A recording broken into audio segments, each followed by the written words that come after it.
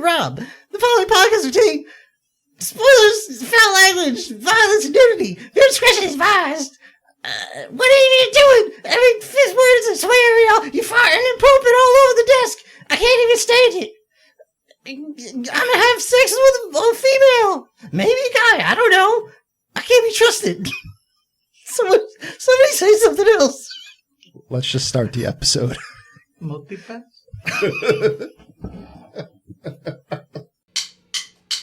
Four guys and a movie. Four guys and a movie. Donnie, Brian, Rob, and Joe reviewing movies for the show. Four guys and a movie.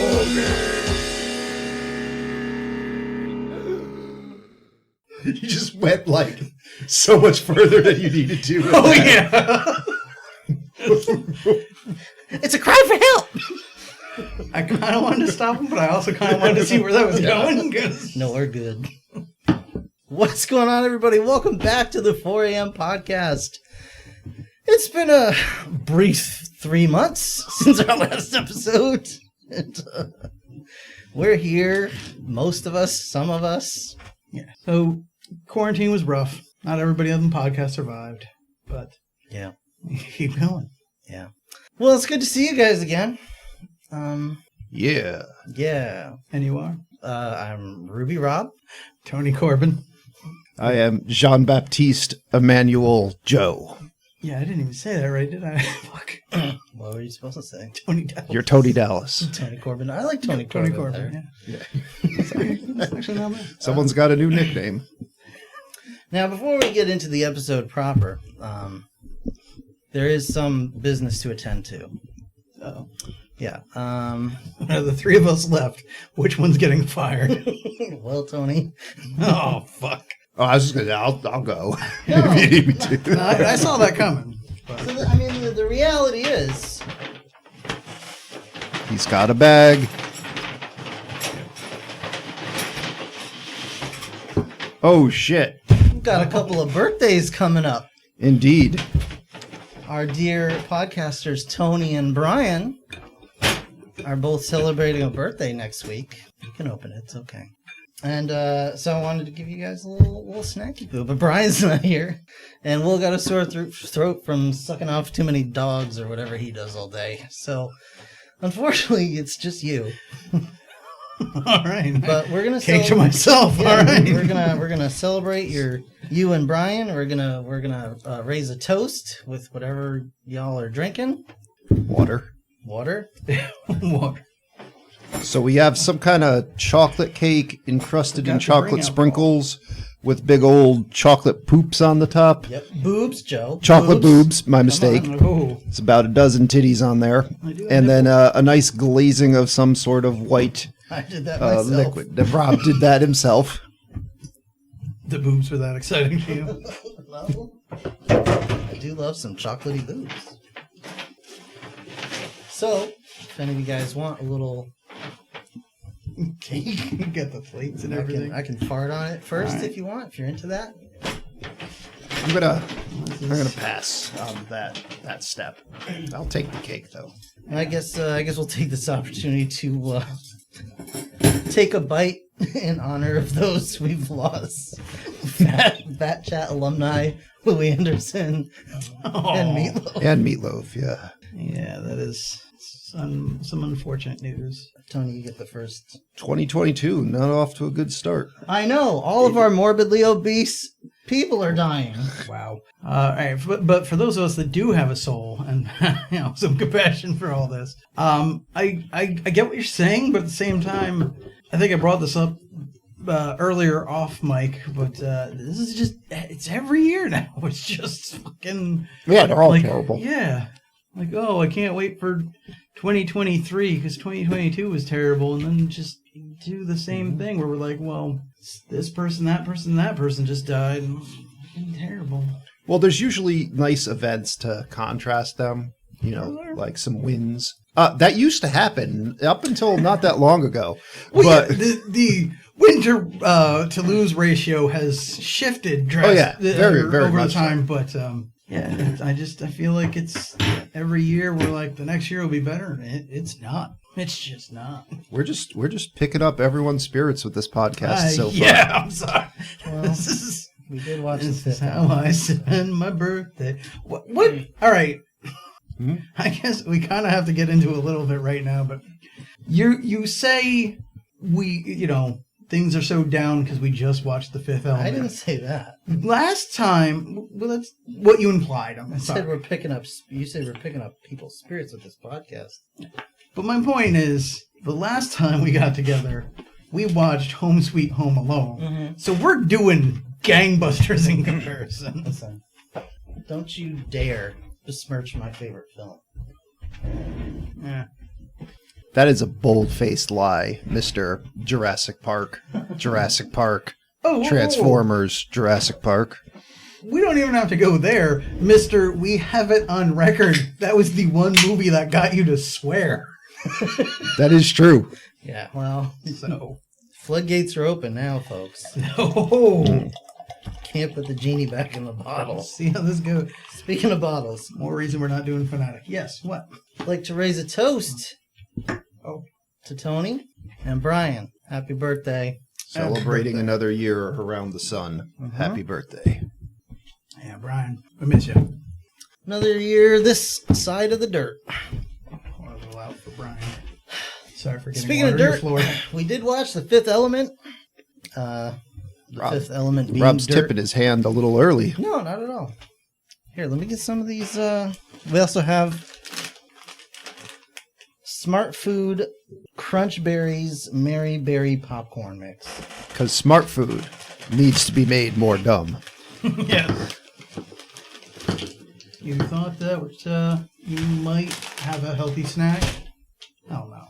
Well, we're going to take care of that for you. All right.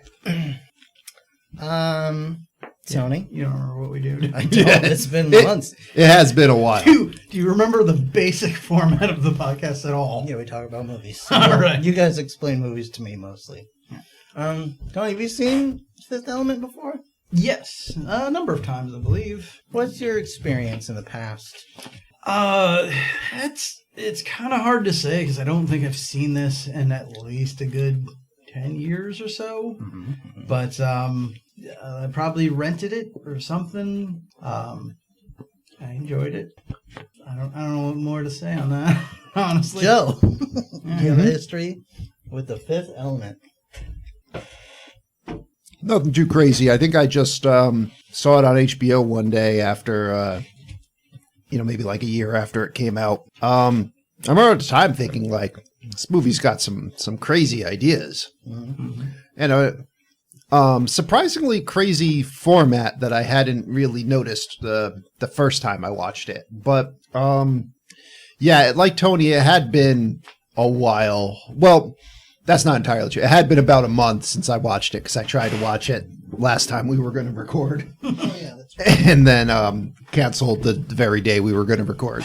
But before that, I hadn't watched it for probably a good decade. Yeah. So we'll see how well it holds up compared to what I remember. Okay, yeah, same for me. I watched it. It had to be at least a decade ago, because I was still at my parents' house. And the one scene I thought I remembered from the movie turns out was not in the movie. So, yeah. Do you want to get into that now, or do you want So to wait? vaguely. So the opera singer, Mhm. I remembered as a completely different looking character. Okay. So I guess I kind of remembered the scene with the opera singer, except it didn't take place in the theater like it does in the movie, and it wasn't with that looking character. So yeah, So I think you're just thinking of a different movie. I guess. So one of the most iconic scenes of the film, you remember just entirely differently. Yeah. Okay. But I was like, yeah, that character looked different. It was in a different location. There was different dialogue. Like, that's just a different movie. Yeah, pretty much. And I remember Mila Jovovich was wearing duct tape, and that's about it. That could be any movie. Yeah. That's fair. Duct tape or less. It could just be an evening at the Anderson household. Or wait, are they divorced now? No, I don't think so. I can't keep track. Wait, which one is he? Which Anderson is W.S. Anderson? The Resident Evil director. Yeah, I know, but the name. Oh. Because I don't know. There's Wes Anderson. No, Paul W., I think. Yeah, I think it's Paul W. Anderson. Riveting. It ain't Louis Anderson. Paul I know W. that. S. Anderson. Riveting podcast stuff right here. Riveting stuff. According to... Yeah, he's still married. All right, let's get this shit rolling. Yeah, That's why she's still doing Resident Evil movies. yeah, and Monster Hunter and whatever else he's got on his little docket right. there. So who's in this movie? Well, customarily, we would let Tony talk first. I mean, it doesn't and matter. you would Just interrupt pick him. Like, if I'm going to get it wrong every time, you guys just got to start talking over me. Okay. Why don't we give the floor to Because I was here like... to Corbin Tony first? Fine. Tony, tell us about this movie. All right, so yeah, as we already mentioned, Because numerous it's times more now. important to find out about the movie and then the actors, because it really makes a difference. Well, there's... Yeah, never mind. Damn All it, right. we have a structure. So, as we already mentioned numerous times I now, hear we watched The Fifth Element from 1997. It is directed by Luc Besson, who brought us Leon the Professional and Arthur and the Invisibles, and It went downhill fast. yeah, like there's a whole. I mean, admittedly, he is. I believe it's a French director, and there's a bunch of like French movies that I'm not aware of, and I know you have no idea what they are. So we're just gonna skip past all that. This was something of a passion project for Luc Besson because apparently he wrote this when he was in high school. Checks out. Yeah. Wait, I have to handle my shock really quickly. Well, how about this one? The language that he helped invent for Lilu, they turned into an actual thing, and the two of them practiced it so much that by the end of filming, they could actually speak whole conversations to each other in that language. All right. I thought that was just Mila Jovovich gibberish. Yeah, you would think so, but apparently not.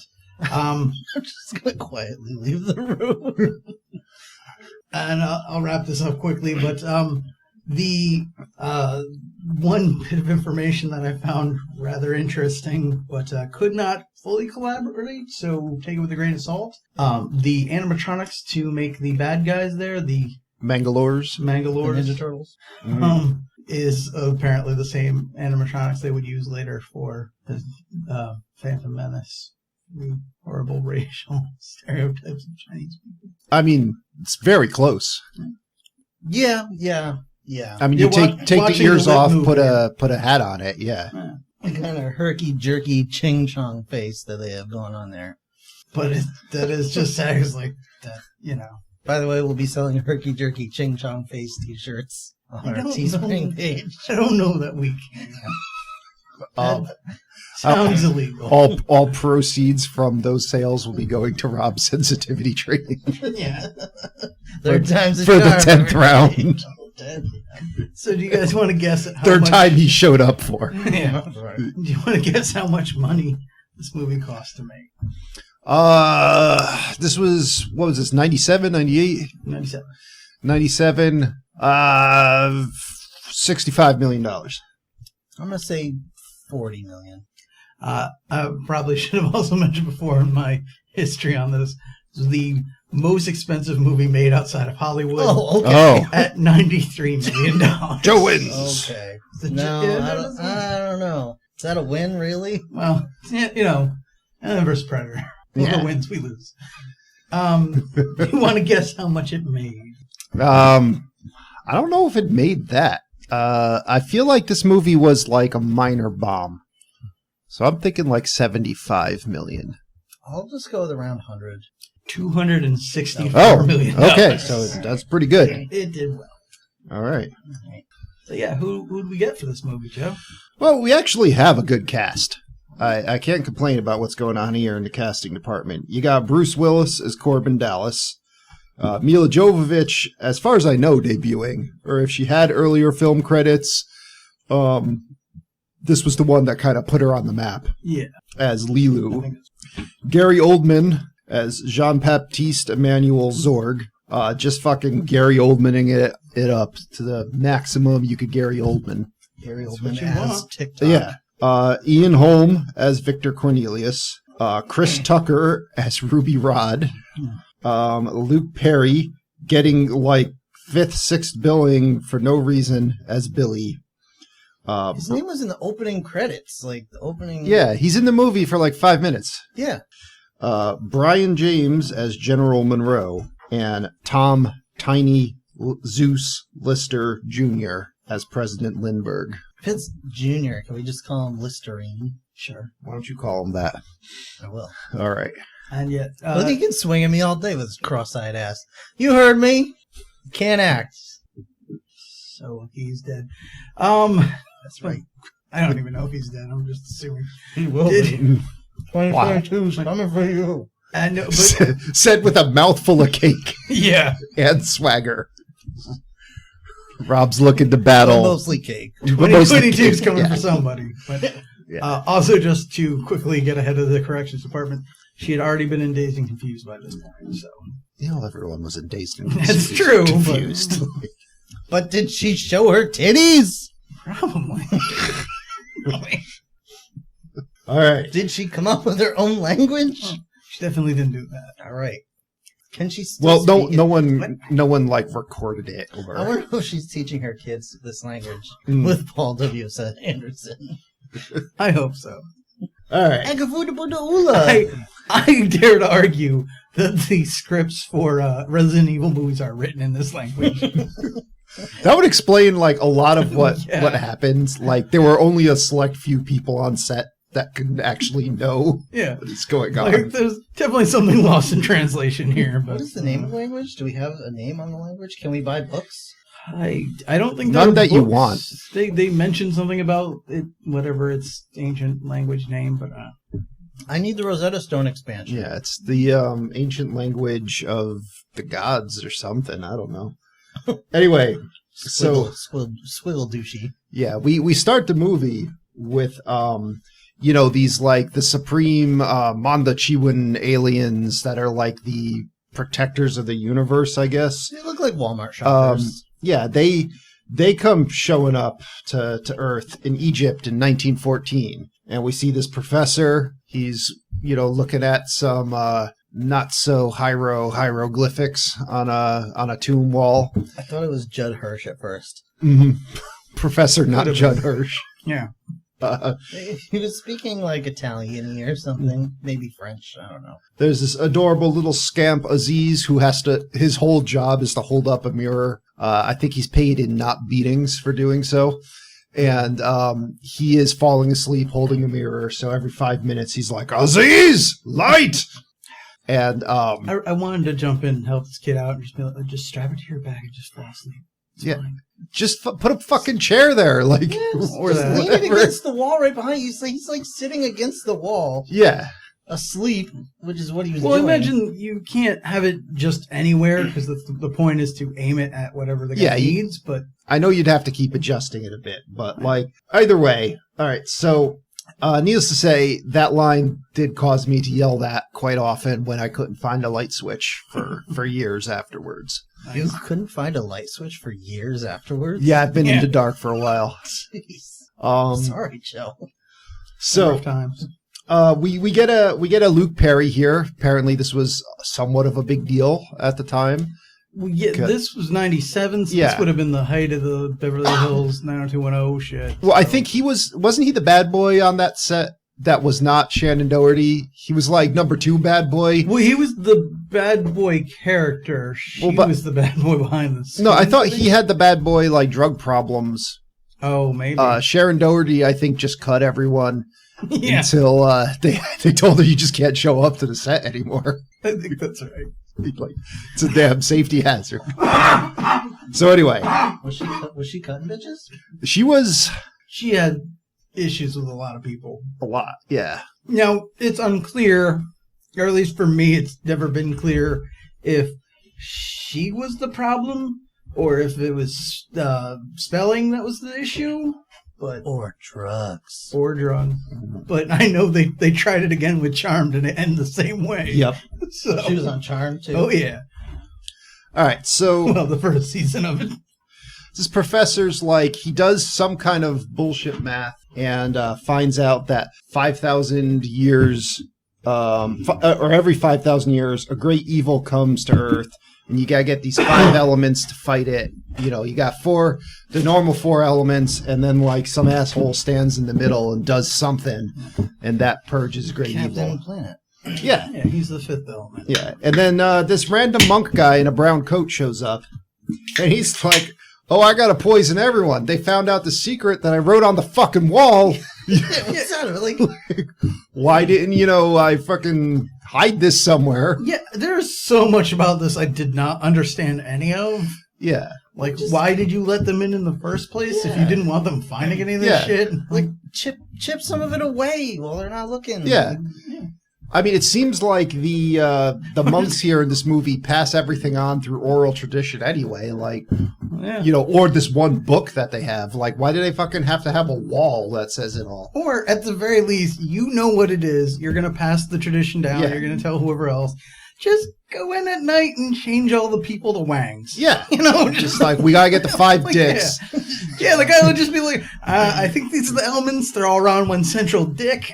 I don't know. Yeah. I got nothing. I'm going home. I gotta say, that 5th dick, that thing's massive. It looks special. It'll Apparently, it it'll fires ward- a beam at evil. So, and I mean, evil won't Aziz. come back for 5,000 years. Aziz, get me a paper and pencil. It's time for some rubbings. I need some rubbings. There's boobs and dicks on all of these characters. So anyway, it would also help explain why masculinity has been such a problem for so many years. Because we were told the ancient prophecy of how some guy's dick is going to save the world. I'm sorry, Tony. Has masculinity hurt you? Very much. Okay. do you need a hug, Tony? Do we have to have a hug break? No, he's not. He's afraid of our male gaze, Joe. Yeah, don't look at me. No, you could hug Goliath over there. I'll hug Goliath. Why is the most masculine one here? Yeah, Yeah. Look, he looks triumphant over there. Yeah. Anyway, we'd rather talk about toys than this movie. So I think his arms are varicose. Luke Perry's like, "Fuck drinking your poison water. I'm gonna break out some sort of devil wine I have in my as he case." It had like just a picture of the devil. It does on have it. it does have like the devil from Cuphead drawn on it. Yeah, and then It is the devil. yeah, and we get a visit from the Mondachewins, and they are arguably the dumpiest looking alien. It's like I've people ever at seen. Walmart had like a Star Wars concert. And- Wow, that statement I just made. Those were words. They were. No, they're like hobbling down out of their spaceship. They got cankles. I mean, simply the fact that they're completely encased in an HEV suit is the only thing preventing you from hearing what must be the worst heavy breathing in the world. Gosh, yeah. Well, yeah, it's like I don't know. Their whole thing is about bringing about the perfect human, yet they are the most imperfect, or at least not very functional of aliens. Welcome to Oh, the they're like- KKK. They're like, "Look at us. We got to do something to offset this." Because, spoiler alert, at one point, one of them has to move briskly, and it costs him his life. He's like, "It's too late." Yeah, they wear these big plates over their back. He They didn't look even try. like bugs or something. Probably to So- like hide the shit stains going Yeah, up I halfway mean- their backs. I like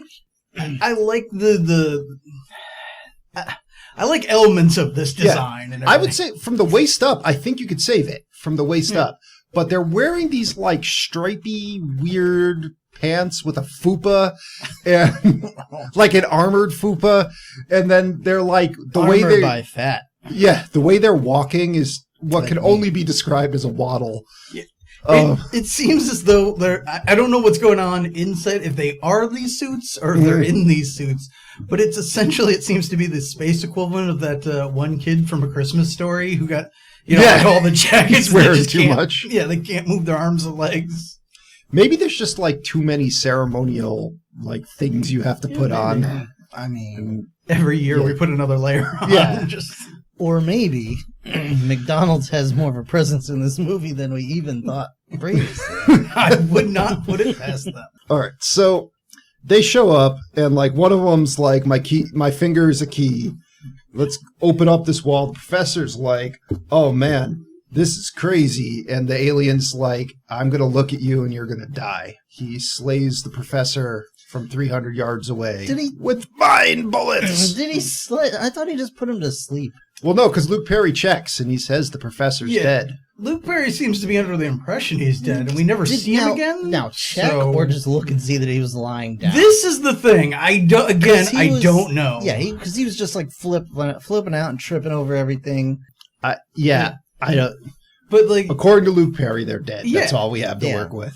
Because up until this point, they've done nothing. Like, they don't even fight back when they're getting shot at by these other guys. So I have a feeling they're totally peaceful. Yeah, there's no way they can reach for the controls. Yeah, so I don't think they killed that dude. I think they just made him pass out. I don't know, because I don't think they're necessarily like evil or anything, but I think it was they said, like, this guy is too close to this information and we need to keep it quiet, so take him out. Yeah.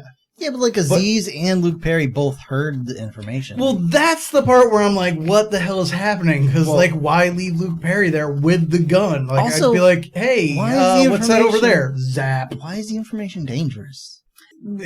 I guess... Because the fucking Zorg and the Mangalores will come and kill you. Because apparently... spoiler alert. How old is Zorg? The evil fireball in the sky. Yeah, Unicron. Unicron. If it finds out where the thing that can stop it is, it will try and stop it, which is what happens basically. Yeah, it's able to recruit henchmen surprisingly well. I mean, I guess it can just call you on the phone and make you bleed black goop from your forehead, so that's a pretty convincing argument. He just yells at you until a bird flies by and shits on your face. It's like, stop pouring soy sauce on me, I'll do whatever you want. So anyway, goop out of nowhere spell. The Mondachewans go into this tomb and they take these stones, put them in a little case, and then they take this sarcophagus that has like a fairly androgynous figure yelling up at the sky on it.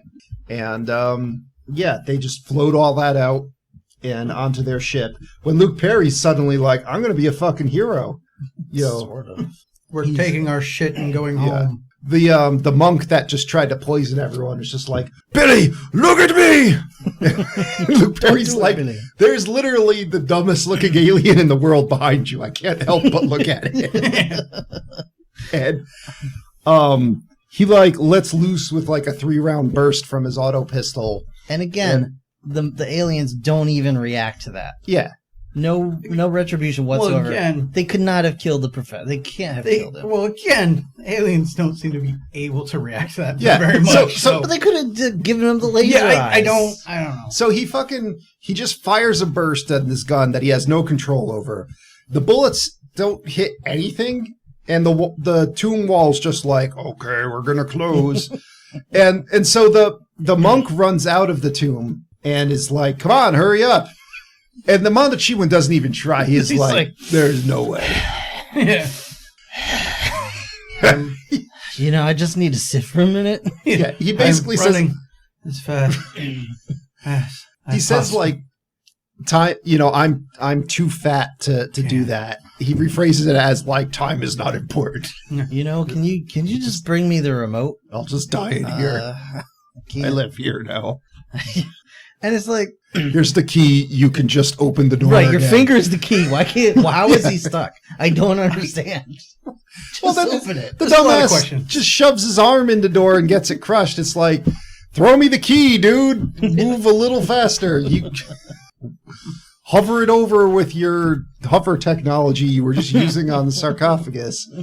I don't know. Either way. Throw it past the door. Yeah. Once the door closes, I'll use it to open the door. You can waddle out in your sweet time. This dumpy bastard gets his hand crushed in the door, giving the key to the monk. The monk runs out. He's like, what are we going to do? We're going to need these when evil shows up. And the Mondachewans are like, all right, 300 years, we'll bring it back. It's just not safe here. Fucking Luke Perry found it. Who knows who else is going to find it? Yeah, Luke Perry can find it. Any idiot. Yeah. All right, we're taking it. So they fly off, and the monk's like, all right, I'll pass this knowledge on to, to others or whatever, and see you in 300 years. Cuts to 300 years in the future now. and we see like an imitation Star Destroyer. we just see imitation Star Wars happening right before just our very eyes. basically someone sanded the points off a Star Destroyer and sent that out, and that's flying towards this like big like cloud of fire. And do you think they were just like, we can use your Star Destroyers now. You can use our masks to make your racist aliens that's later. basically it. It was a trade. Yeah, it's a trade-off. So It's all a bunch of inbreeding. That's just what happened. So they fly towards this cloud. It's like this this human warship where they're on the phone with the president, who happens to be Zeus from No Holds Barred or Devo from Friday. Yeah. And just him being there and playing just a restrained, rational person. It is a nice contrast. I like the casting. It doesn't work, but yeah, it's a nice contrast. I thought it was. I thought think it was funny. it works. His acting is not Well, the greatest. yeah, his acting was that's suspect. what I mean. That Yeah. it doesn't work. Is that it's like because you're just watching it and you're like, it's just like any other time they get a basketball player or baseball player to try. But and be it's consistent like an with action hero. everyone else in this movie is either overacting or underacting to some degree. Like you have a Bruce Willis phoning it in. You have Mila Jovovich is probably the only one playing her character correctly. I mean, You got Chris Tucker's up to 11. yeah, he's off the grid. But I wouldn't say Bruce Willis was phoning it in. Like this is probably this is not. might Bruce be Willis. one of his last. This is very toned down Bruce Willis, but it's not him phoning it in. There's a No, difference. yeah, fair enough. He's not phoning in, but he's definitely the volume's been turned down on Bruce Oh Willis. yeah, he's dialed back a lot. Yeah. But this is the other thing where, and this has appreciated now watching it several years later, is there was, again, that kind of thing of, this big dopey guy looks like he should be a wrestler, because he kind of was, and everything, and I'm like, we would never elect a guy like that president, and now I'm like, yeah, this makes sense. Yeah. He's awfully lively. I mean, no, he lost the next year to Dwayne Herbert Mountain Dew Camacho. Yeah, exactly. He hasn't pissed himself in 6 minutes. We're doing great. And yes, he achieved the office of president by challenging and defeating the one before him in combat. Yeah, I was going to say, by challenging his opponent and crushing his head between his thighs. Indeed. That's how he became president. All right. So they're like, all right, I don't know what this thing is. Just fucking shoot at it. And you see Ian Holm, who is named Victor Cornelius. The script writer couldn't figure out which one of those cool first names to go with. So it's like, fuck it, it's both. Yes, which one of those cool names? So we'll just call him Bilbo for the rest For of Bilbo, the yes. So, Bilbo, he's like, hey, don't shoot at that because it's not going to do anything and it's going to kill you. Yeah, that's the villain of the movie, guys. Yeah, it's like, I got a plan. This is totally the part of the movie where he gets his heat. So, those guys are just fucking dead. The president's like, well, if it's a villain, then we should just shoot it. Maximum firepower, pew pew. Right. This is also, again, that part where I'm just like, where the fuck were you? Yeah. It's like, hey, now that you have a ship there aiming its guns at this thing, I'm going to choose now to tell you I don't think that's a good idea, rather than, a month ago when this thing showed up or something, be like, let's just leave that alone. Well, presumably it just showed up then. I don't know. It is also worth pointing out, because it's a consistent thing throughout the entire movie. If you have not seen Fifth Element, all of the costumes in Fifth Element are as if you had a off-the-charts, drugged-out, Parisian fashion designer be like, all right, make me a pilot costume. And then they would make something that you'd walk down a runway and claim as a pilot, but is just full of weird colors and unnecessary parts. And Excuse me, should there really be a cutout for my dick? Yes. yes. Yes, there should. Yeah.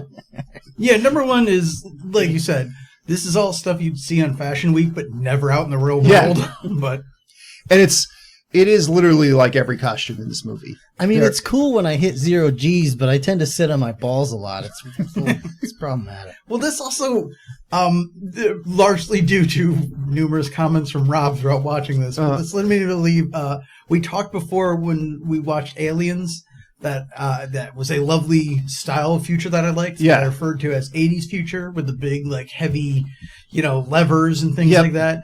This is 2020 TikTok future. Yeah. Where just everyone's like an influencer and just everything's shiny and like half cuts on everybody.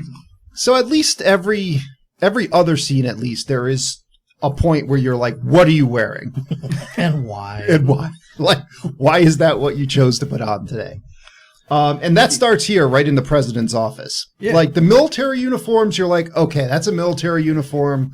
I get it. But, like, the pilots in the ship have weird, like, head things. They got, like, a fucking hair curlers at the salon going. And, Also, the president's right-hand man, I don't know what her role actually was. Security, maybe?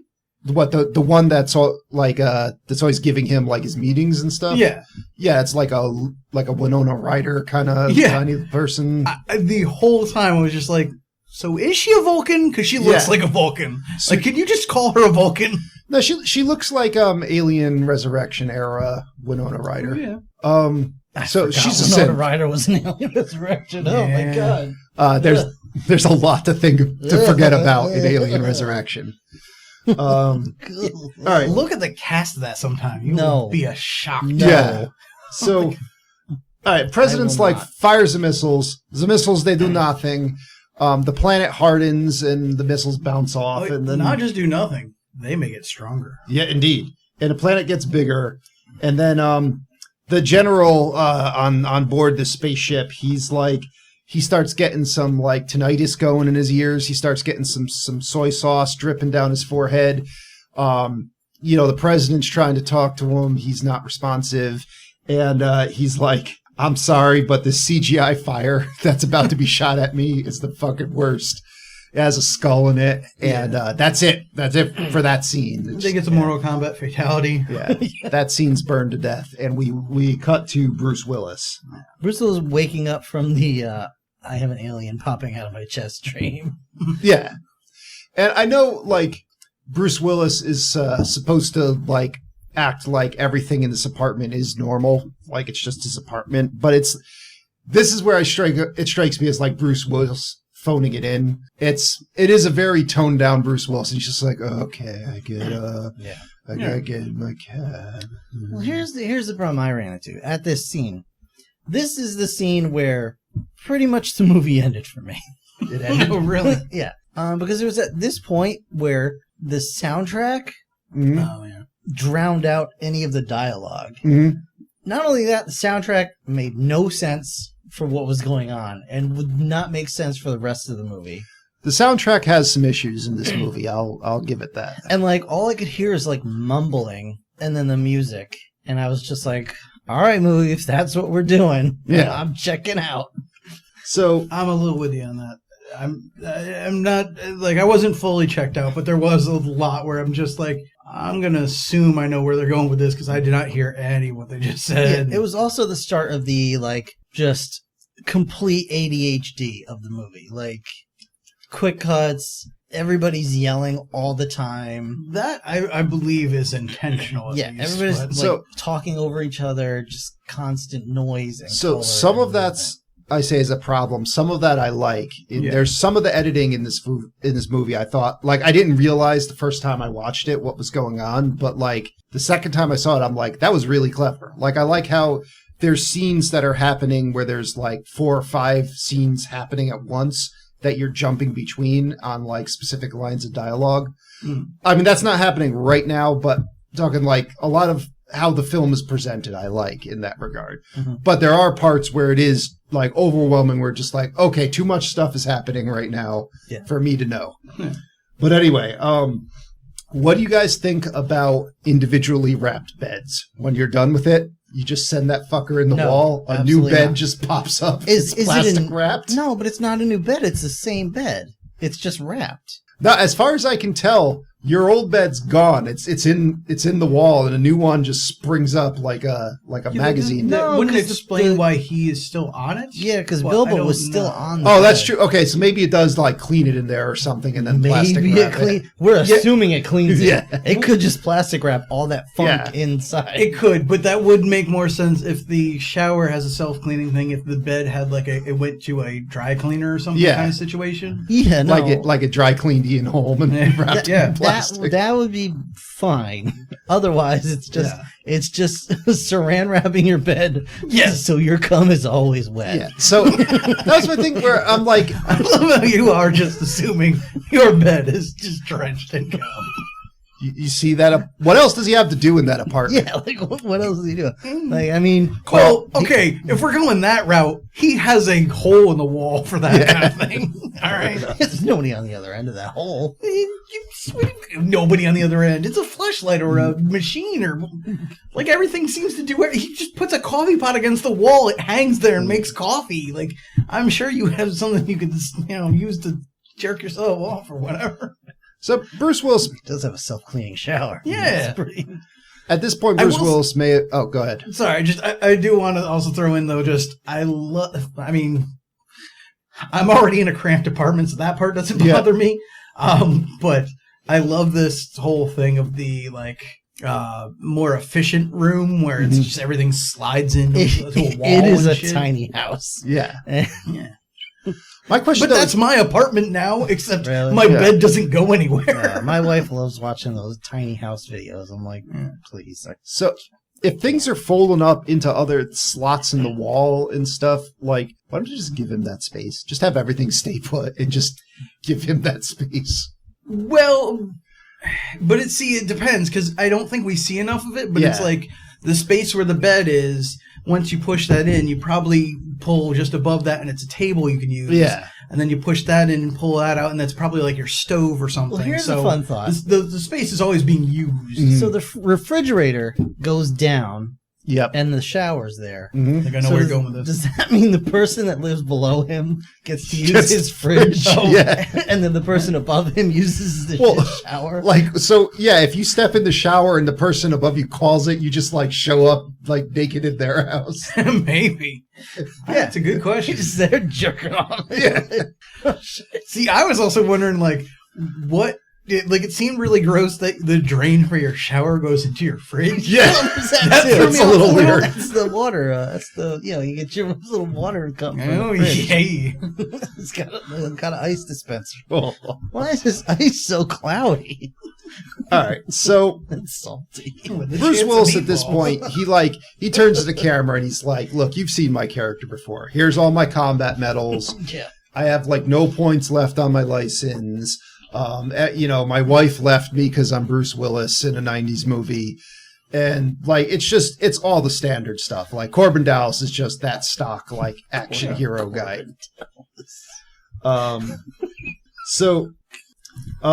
He should be in Space Mutiny.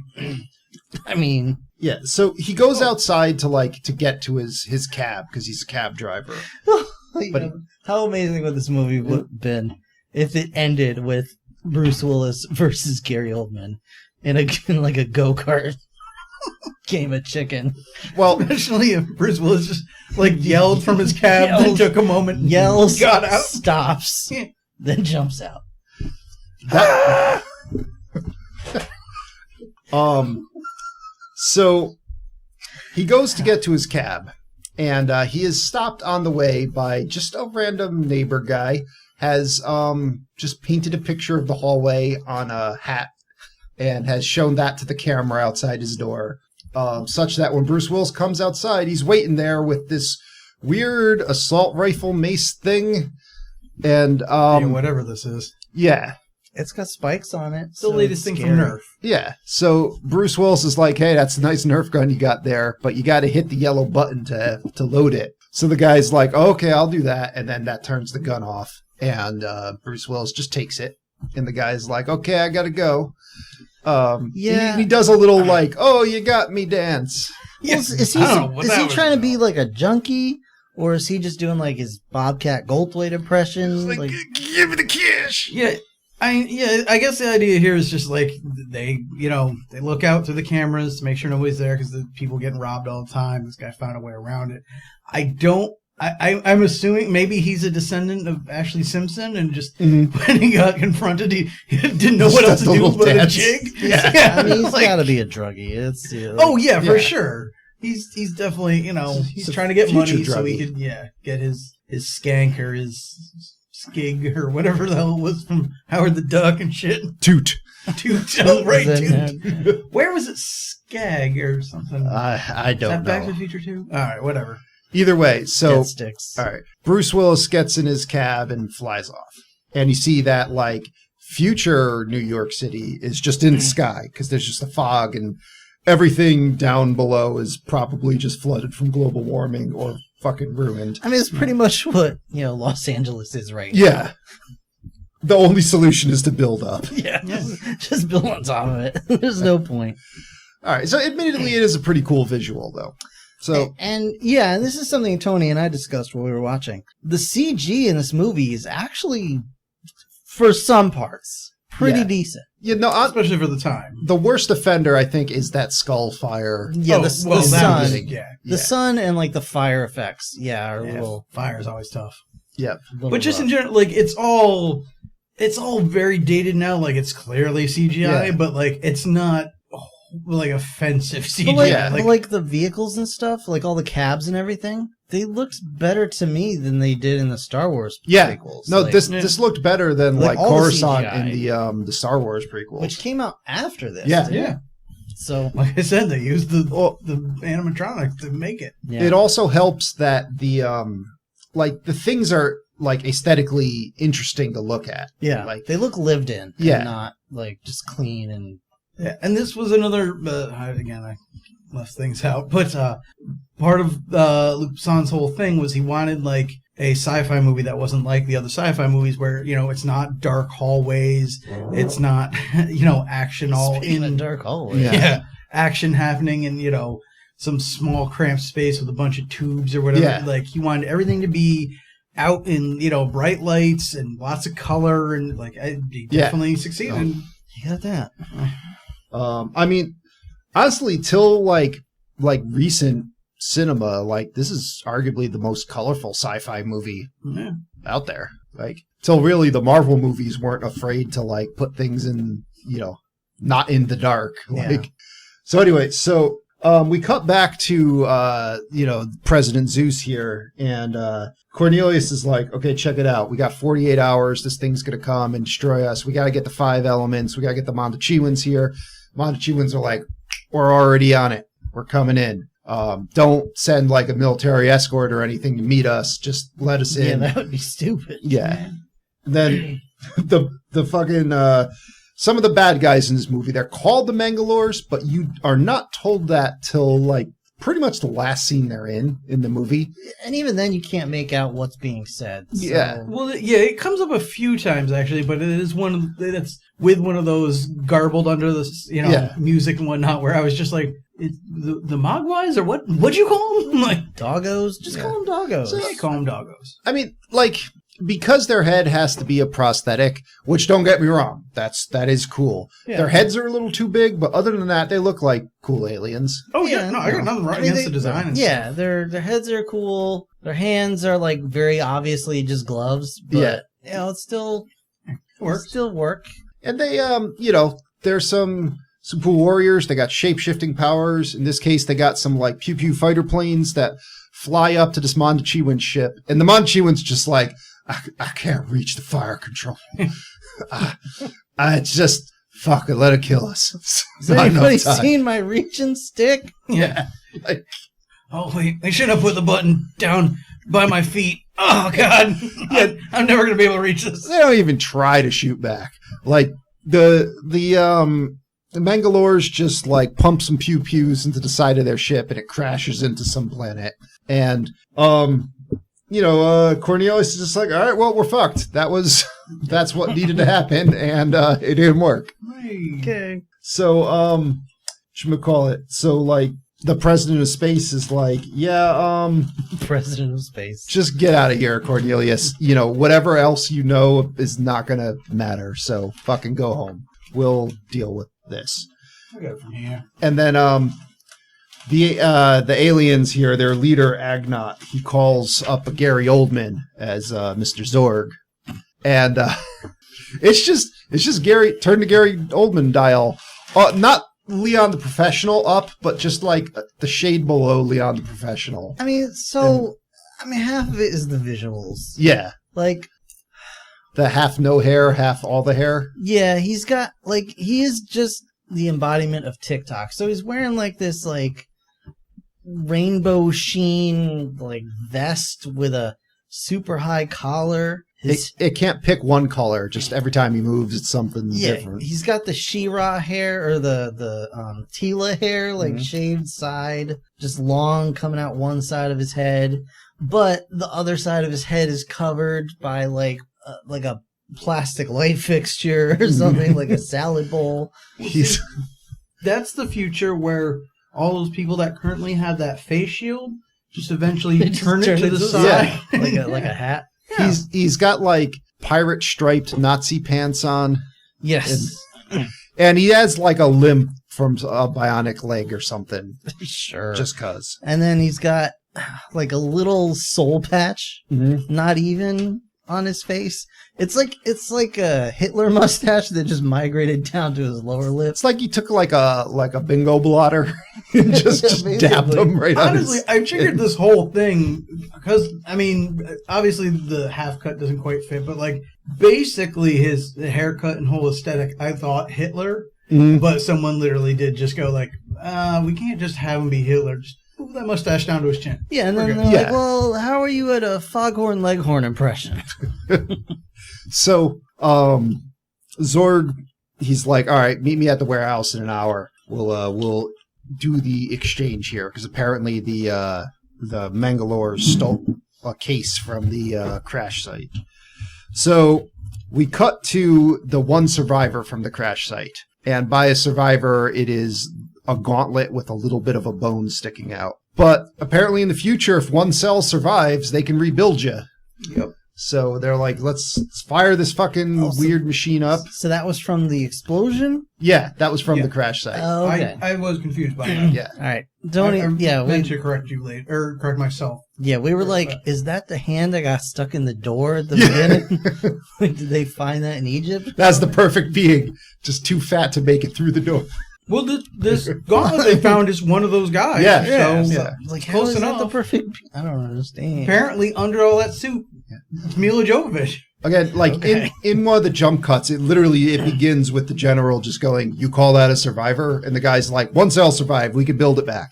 And then that's all. Like Wolverine. Yeah, that's all you get for that. Yeah, between the talking and again some of the music or some of the dialogue not being very audible, I didn't catch all that, and Rob was asking about it, but I did find out later because when you see the Mangalores carrying the case, you can see like there's a hole in the case, and when they show the gauntlet, it's holding the handle for that case and stuff. That is a good point.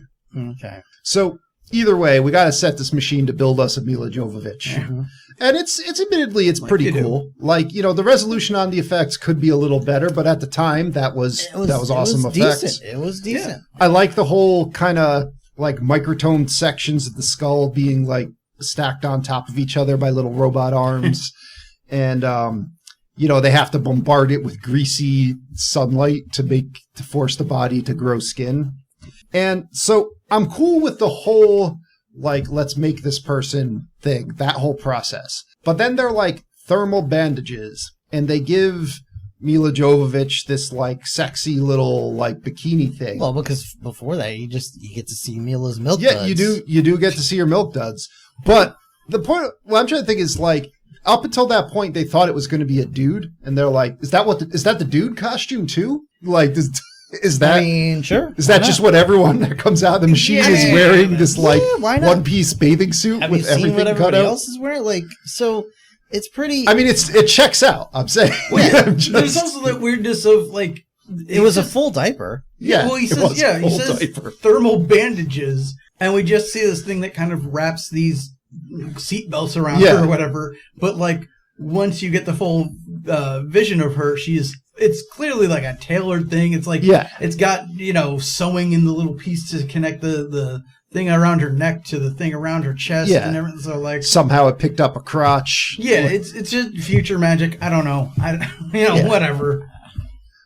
So yeah, I mean they just rebuilt a person from a cell. They could build a little diaper. I mean, were you hoping that she would just be like hanging bush through the whole rest of the movie? I'm not saying that. I'm just saying like if it were a guy just hanging dong. Like, I'm just saying I don't know how it works, but it's like Joe just said you just recreated a person, somehow you created an outfit. I don't know how it works, just go with it. I don't know. Right. Yeah, I want to know how she poops in that. So the general has like his multi-pass can allow him to just exterminate this thing if it came out like awful. Mm-hmm. And he's just like, oh, boner alert, pull that thing right out of the slot and walk over to the cage. He's like, can she get out of there? And the guy's like, nope. And he's like, excellent. He like walks over and starts oogling her. And at this point, she's speaking, whatever her language is. Yeah. And her Nell talk. Her Nell talk, yeah. And that, the general's like, shut up and speak American. And she's like dangling the multi-passer. He's like, or I'll fucking exterminate you. And she responds by just punching through the tube she's in, grabbing the general and just smashing his face against the tube, taking his multi-pass and letting herself out. And I like the look of surprise on everyone's faces. Like security comes in and she's like, where am I going? The wall's tinfoil. I'm just going to jump through the wall. Going there. And I liked the look of surprise on everyone when they're like, I never even thought to do that. Why did we build the wall out of tinfoil? I didn't think anyone actually try to test it out. Just don't lean on it. It's fine. Yeah. So she escapes out the side of the building and is like completely overwhelmed when she sees the outside world. Well, yeah. And just all the crap happening around her. Several stories up, and there's flying cars and all kinds of shit. I don't get the train that goes down the side of the building. Like, wouldn't that be an elevator? But it's like, you look at the way the windows are arranged, I'm like, that train is just going up and down. Yeah, I don't know. But I couldn't tell if that was meant to be more like a really fast elevator, if that was like a full-on train, or how far down it goes. Maybe it has like artificial gravity and it does like roller coaster stuff where it levels out and can go that's what I would have imagined. Actually, can we just have a roller coaster as a means of commute? That would be pretty cool. Sure. Anyway, give it a shot. So the Popo shows up and they're wearing Mondo Chiwin inspired police costumes, I guess. They're wearing this armor that's like super bulky and it has a giant spotlight on the front of it and like this weird face mask. It's an interesting look for the cops. And they're like, we'd come over and get you, but we can't fit through the tunnel in this whole rig. And those are on Mondo Chiwin inspired diets as well. So, well, I will say, I think it's a little less we couldn't fit through the tunnel and more just we're trying to get her away from the ledge.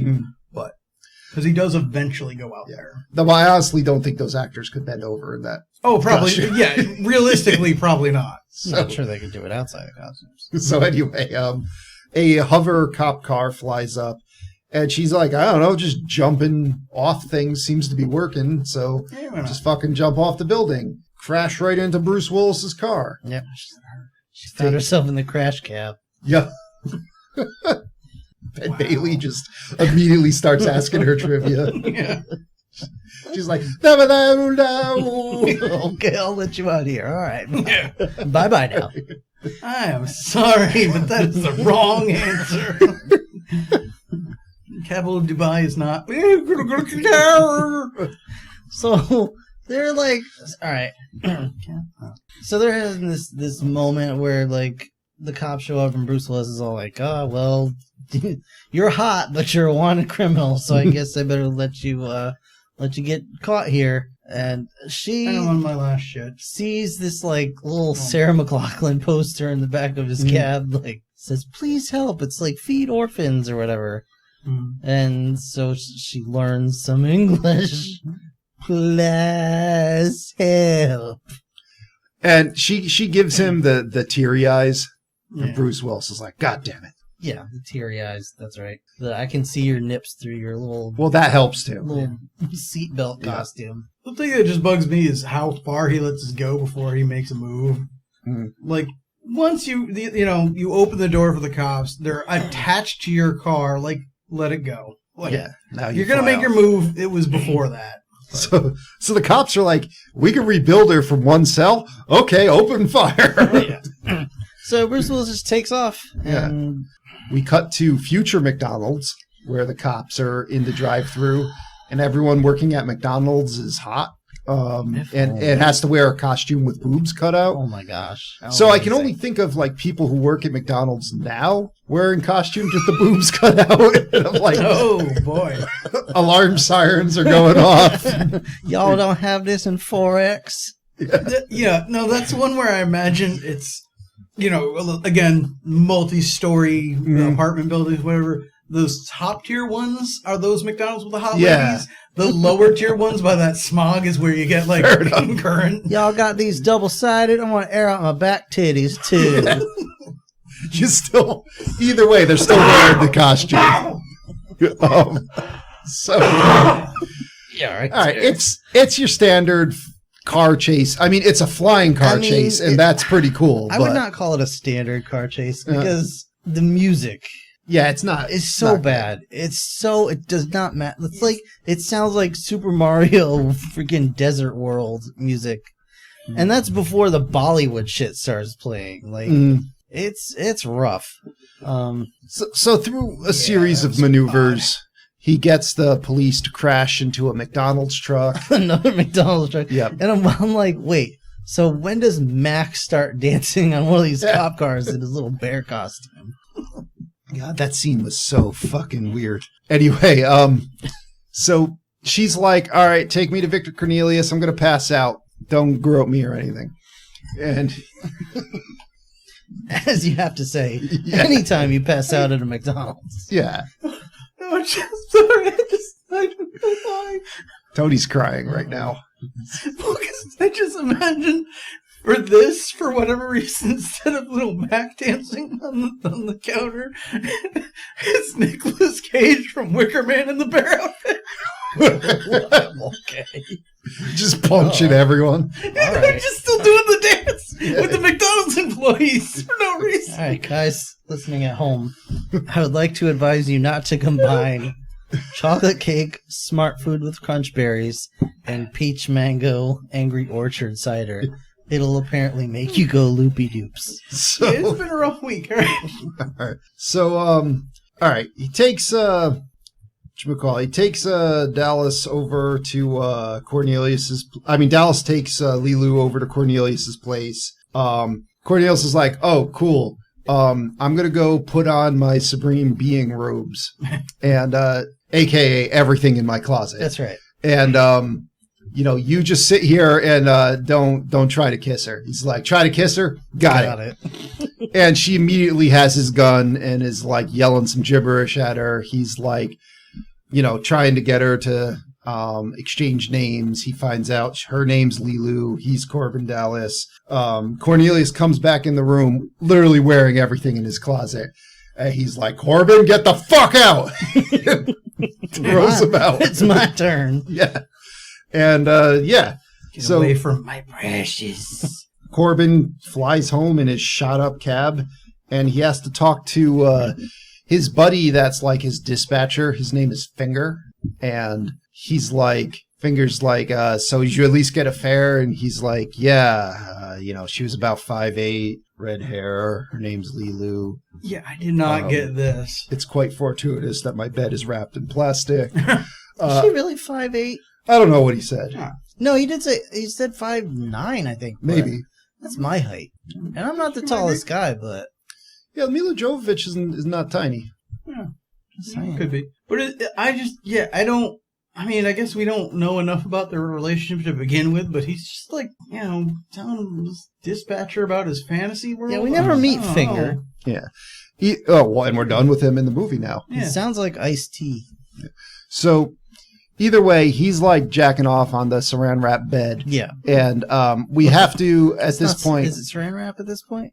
I don't know what I think it still was. Yeah. Oh Yeah. yeah, it was. Okay, so yeah, Well, yeah, I mean, he's like, why unwrap it if I'm gonna freaking just blast one out so first? it's gonna go back in the wall Yeah. and just press that between the sheets of saran wrap, So, like a Jackson Pollock painting. so anyway, we cut back to Lilu here, and I have to call this the Krispy Kreme. have to give a fat chat commendation here. In the future, all you have to do is you just take a bouillon cube, put that motherfucker in the microwave, and it becomes a whole chicken. They stole that shit from Santa Claus Conquers the Martians. Yeah, I'm sure. Yeah, that's exactly where he got it. But I like Not how- from like Star Trek or But- a million other things that had done it prior. Damn, she likes chicken. Yeah, well, Supreme Being got a supreme appetite. She I ate guess like so. she had just a whole plate of bones. Like she ate that thing down to the skeleton, threw those in the trash, and she's just like, chicken. And like throws another bouillon cube in the microwave. Starts, tearing through another one. Cornelius is like, all right, I know you want to eat chicken, but we got to like fucking find the stones. That's something you can eat right here. This Yeah. is where I was appreciating more of like the comedic beats of it, because like him saying, what he's like having this sexual fantasy on the phone, whatever, and like she was perfect, and it just cuts to her with like this chicken bone in her mouth, like knock it away. What the fuck? So, yeah, she's not too worried about the case being stolen, as Cornelius tells her. So we cut to Zorg, and Zorg's like, this is the I have to be evil scene, because one of his aides is like, hey, they recommend we should fire 500,000 people. He's like, fire 1 million. Just do it. I'm evil. Yeah. And then Who's recommending? just They? yeah, Okay. just whoever, the shareholders, I don't know. So we meet up. Zorg meets up with the Mangalores, and we see their leader is just your standard. He's a very like generic looking bald man. Walks in and what's his name? Zorg is like, yeah, take that face off. It sucks. And so it turns out it's one of the Mangalores. They're shapeshifters for like no reason, but Well, for reasons later. yeah. Basically. Well, I guess their whole thing is the government has scattered them around, and maybe they've learned to shapeshift to blend in or whatever. Because they're like rebels against the government or whatever. Anyway, like Zorg's like, check it out. I have the fucking awesomest gun ever. I got 4 crates of them. Let me show you this fucking thing. And he busts out the ZF-1. It's just a Halo Needler, and But this is before Halo, my it's friend. true. And it's more than a Halo Needler. Mm. So first off, the gun is supposedly lightweight, even though it carries a 3,000 round magazine. Sure. Undetectable by metal detectors. Breaks down into 4 parts. It, besides firing fully automatic, it has a replay feature where you fire 1 bullet and then all the other bullets you fire just curve and hit where that bullet Turn into hit. Roger Rabbit bullets. Yeah. And he demonstrates that by spraying the crowd of Mangalores with bullets that all immediately turn around and hit the target dummy. But besides that, for funsies, it has a rocket launcher, it has poison arrows, it has a net launcher, it has a flamethrower, and a cryogenic freezing thing. And we're like, yo, are we going to see this gun do any of that later? Like, is Bruce Willis going to get one? Not really. No. Nope. Nope. That's pretty much it right there. You might shoot some bullets from it later. That's all you get. Yeah, it didn't really hit me, but that is like we spent so much time explaining what the gun does for no reason. Yeah. It's like there's a movie came out in the 90s, not very good, but so the Arnold Schwarzenegger movie Eraser, you see that one with the rail guns? Mm. That movie, the one thing I'll say that it did right was it was like, all right, there's this cool gun, shoot through walls, it has like x-ray scope, all that, and they're like, yeah, we're going to give that to Arnold at the end, and he's going to go on a fucking rampage with it, because it's a fucking cool gun. Like, this movie's like, nope, not doing that. I know. It's like Chekhov's gun, except with a gun.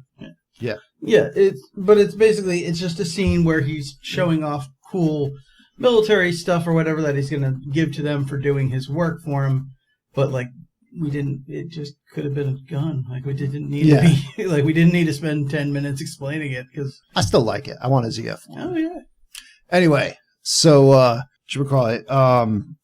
The Mangalores are like, all right, here's your case. It's got 4 stones in it. I'm giving you 4 crates of guns. Gary Oldman opens it up. There's no stones in it. And it cuts immediately back to Lilu laughing. They're like, yeah, we knew they were going to steal that shit. So we sent them. We sent them with a decoy. I'm going to find the address. Everything's cool. And so in home, Cornelius, he's like, we're saved. And then it cuts to Gary Oldman. He's like, I'm screwed. And he just flips out. He just starts yelling at everyone. He's like, what the fuck? You had to get me a case. You didn't even open it to look inside or whatever. And they're like, yo, we're warriors or not. You said get a case, we get a case. And so he's like, well, you're not getting any of these guns. So the Mangalores are like, yeah, we have a lot of guns. There's a lot of us. So he's like, fine, leave them 1 crate and take the rest. And they leave. And he says something that I didn't realize first few times I've seen this movie, but I like his line about, he's talking about how he hates honor. And he's like, honor's gotten billions of people killed. He's like, I like a killer, just cool, clean, efficient. And he says a killer, when they picked up the ZF-1 would immediately notice the red button and ask, what does this do? And it cuts to the Mangalores fiddling with the guns. And then one of them just pushes the button. And of course, it's a self-destruct. And, cool guys don't look at explosions. Neither does Gary Oldman. And like his assistant like freaks out from the bomb behind him, but Gary Oldman's unfazed. And we cut it to friggin' Lilu. She gives herself some makeup. She like gets changed in front of these monks, and she's now in her outfit for the rest of the movie, which is like the shortest of shorts, a little white t-shirt, some weird boots, and this orange over the clothes bikini thing. I don't know what it is. It looks like the swimsuit from Borat. Yeah. But just worn over clothes. And I couldn't tell, like, I spent the whole time, like, in my head questioning, is this, like, future fashion? Or is this, like, we let our 4-year-old dress themselves? Well, that's it. It's we let our 4-year-old dress themselves with future fashion. Yeah. Also, there was no way it was working out well. Where did she get this outfit from? They gave it to her. They just found a pile of clothes. They said, I don't know why they have it, but they said something about, like, here's clothes. His super nervous guy assistant went out and scrounged it. Just picked it off a dead hooker. Yeah. Didn't find her any underwear. No. Nope. He's Please. like, we're not going to bother with that. That's what the shorts are. Yeah. The orange thing is the clothing. The shirt and the shorts are the underwear. Clothes. Maybe that's it. Maybe that was meant to be her underwear, and she's just wearing it at the outside. That could be too, yeah. But it's made out of like craft foams. Who knows? Anyway, why does Bruce Willis have the back of his tank top cut out? Future. Yeah, it's just what you do in the future. Yeah. It's like Rob was talking about before with the McDonald's employees. Back gets sweaty. You gotta vent that shit. Mm-hmm. So, all right. So Zorg's like, all right, pointless scene time. He sends his goons to grab Cornelius, pulls Cornelius into his office. He's like, I'm going to friggin' just tell you about myself. I serve chaos. I'm going to break this glass. Now all these robots show up. Those robots had to come from somewhere. Somebody had to build them. And that my job's let them, make other babies and propagate the circle of life. So you see, we're not different. And I'm like, what the fuck are you talking about? Yeah. So his whole argument is that chaos is better than order because his breaking the glass made the robots necessary, which made the people that created the robots necessary. So in reality, his chaos is creating jobs and livelihoods for people. Yeah, so all these things that restored order. Which is bullshit because stuff happens accidentally. All he did by destroying a glass on purpose was just ruin a glass. Yeah. Well, that is the real thing. It's like, I kind of get what he's saying, and like the status quo is not going to do much, or whatever. But like you said, like chaos doesn't need help; it just happens. Right. His claim and is all that, those things are to restore order. So it's innovation requires chaos to be necessary, I guess. But also, this giant fireball of a planet that's hurtling towards us. It's not like it's going to kill a few people and leave. Right. Like it's yeah. So, meanwhile, though, he then, chaos strikes him and he chokes on a cherry. because he decides to put one cherry in a glass Yeah. and drink it. Yeah. What? What, Rob? It's this is our 2022 TikTok future. That's how you get McCoy. Yeah. Oh, the one cherry challenge. Yeah. Well, I honestly think his desk just malfunctioned. Or possibly and- White Claw. I don't know whatever. Yeah, his desk malfunction was just like cherry in water. And like, he's like, well, I'm not going to look like an idiot. I guess I'm just going to drink it. So he's choking on this thing and he's got his little control pad on his desk and he's pounding on this. And his desk, let's talk about this desk's features. Yeah. You have button-down shirt launcher, explosive Rolodex, Yeah. and then some sort of fucking wuzzle is Yep. just in a Because it compartment. was. It looked like Listen. Will. It was like Will with an elephant trunk coming out the front of his face. Like I said, somebody somewhere in the future has some kind of fleshlight or whatever. Yeah. And He's that's got a wuzzle. I don't want to look. I don't want to ask questions. At least later on, he is holding it and like cuddling it. Yeah, he is. But when he's done, he's just like, fuck it, it goes in the desk and just shoves it in that compartment. Why not? So none of those buttons he pressed called his secretary. Yeah. No, they did lock the door though, so they couldn't Yeah. get in. And then he's looking at the wuzzle like, help. And the wuzzle's like, you gotta take your pants off. Yeah. first." I imagine the wuzzle's trunk was just trying to get in his pants. Yeah. So then Ian Holm just slaps him on the back. He spits the cherry over the wuzzle that looks at him like, that's not supposed to happen yet. Normally, it's not fruit you get in my You eye. usually tell me to close my eyes. Normally, you give me a warning for my face. Yeah, so then Zord just like, fuck it, you're out of here. You spared my life, so I'll spare yours for now. And you're like, what was that scene? Why did any of that happen? Like, it was just like a short fever dream, kind of like, as no point on the rest of the film.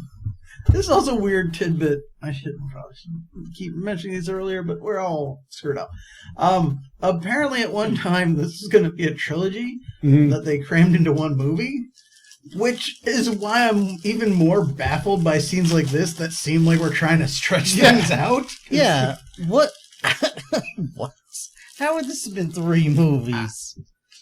I mean, a part of me could see it because, like, the whole, They'd have to like hamstring in a whole thing where Kate from Lost falls in love with. yeah.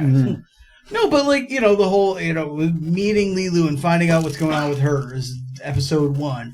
Finding out about the stones and collecting them is episode 2. Episode 3 is getting the stones to the ancient tomb and what is saving the day. I could see that being the basic structure, but like, not if you're trying to pad out all that in one movie. And you got time to talk about a Nerf gun for 20 minutes. Now we need the Ruby Rod prequel origin story. Oh, yeah. So now Zorg dispatches his sidekick here, who's played by English hip-hop guy Tricky, and is like, go fucking find out about the stones. You have an hour. Get your robot bug and go spy on the president. Yeah. The robot bug. So, yeah, we cut to the president's office, and they're talking about this evil planet thing is gobbling up all the satellites in the galaxy, just pulling them all in. The ships there are fine. Yeah. It doesn't want those. It's just all the satellites. Unicron just wants an appetizer. Yeah. Also, in doing so, they realize it's using our own signal against us. It's counting down to checkmate. Mm-hmm. So, Tricky finds out that, like, the Mondachi winds are like, oh, yeah, that's okay that our guys died. We didn't like him anyway. We actually gave the stones to Plava Laguna. Just go have someone pick them up, and it'll be fine. So then the president is like, all right, cool. We'll send the guy. Then he smashes the robot bug, which is just up on the desk now. It's like an episode. It's like friggin' Joe's apartment. Yeah. There's just a cockroach on the table while the president is talking, presumably in what's passing as the White House. Yeah. A cockroach with an obvious antenna on it. Not just cockroach antenna, but like a fucking radar dish. like it wandered out of a package of Army Ants toys. Yeah. But again, this is one where it's like, is this just foolishness, or is the future full of cyber roaches? Like, what are we talking about? No one knows. So, yeah. They're like, President Zeus is like, all right, just go get your best guy. I don't want to send everybody to do this. That would make too much sense. Mm-hmm. Let's do this discreet. Just send one guy so, we can have the most problems. And the general's like, cool. All right, I got this.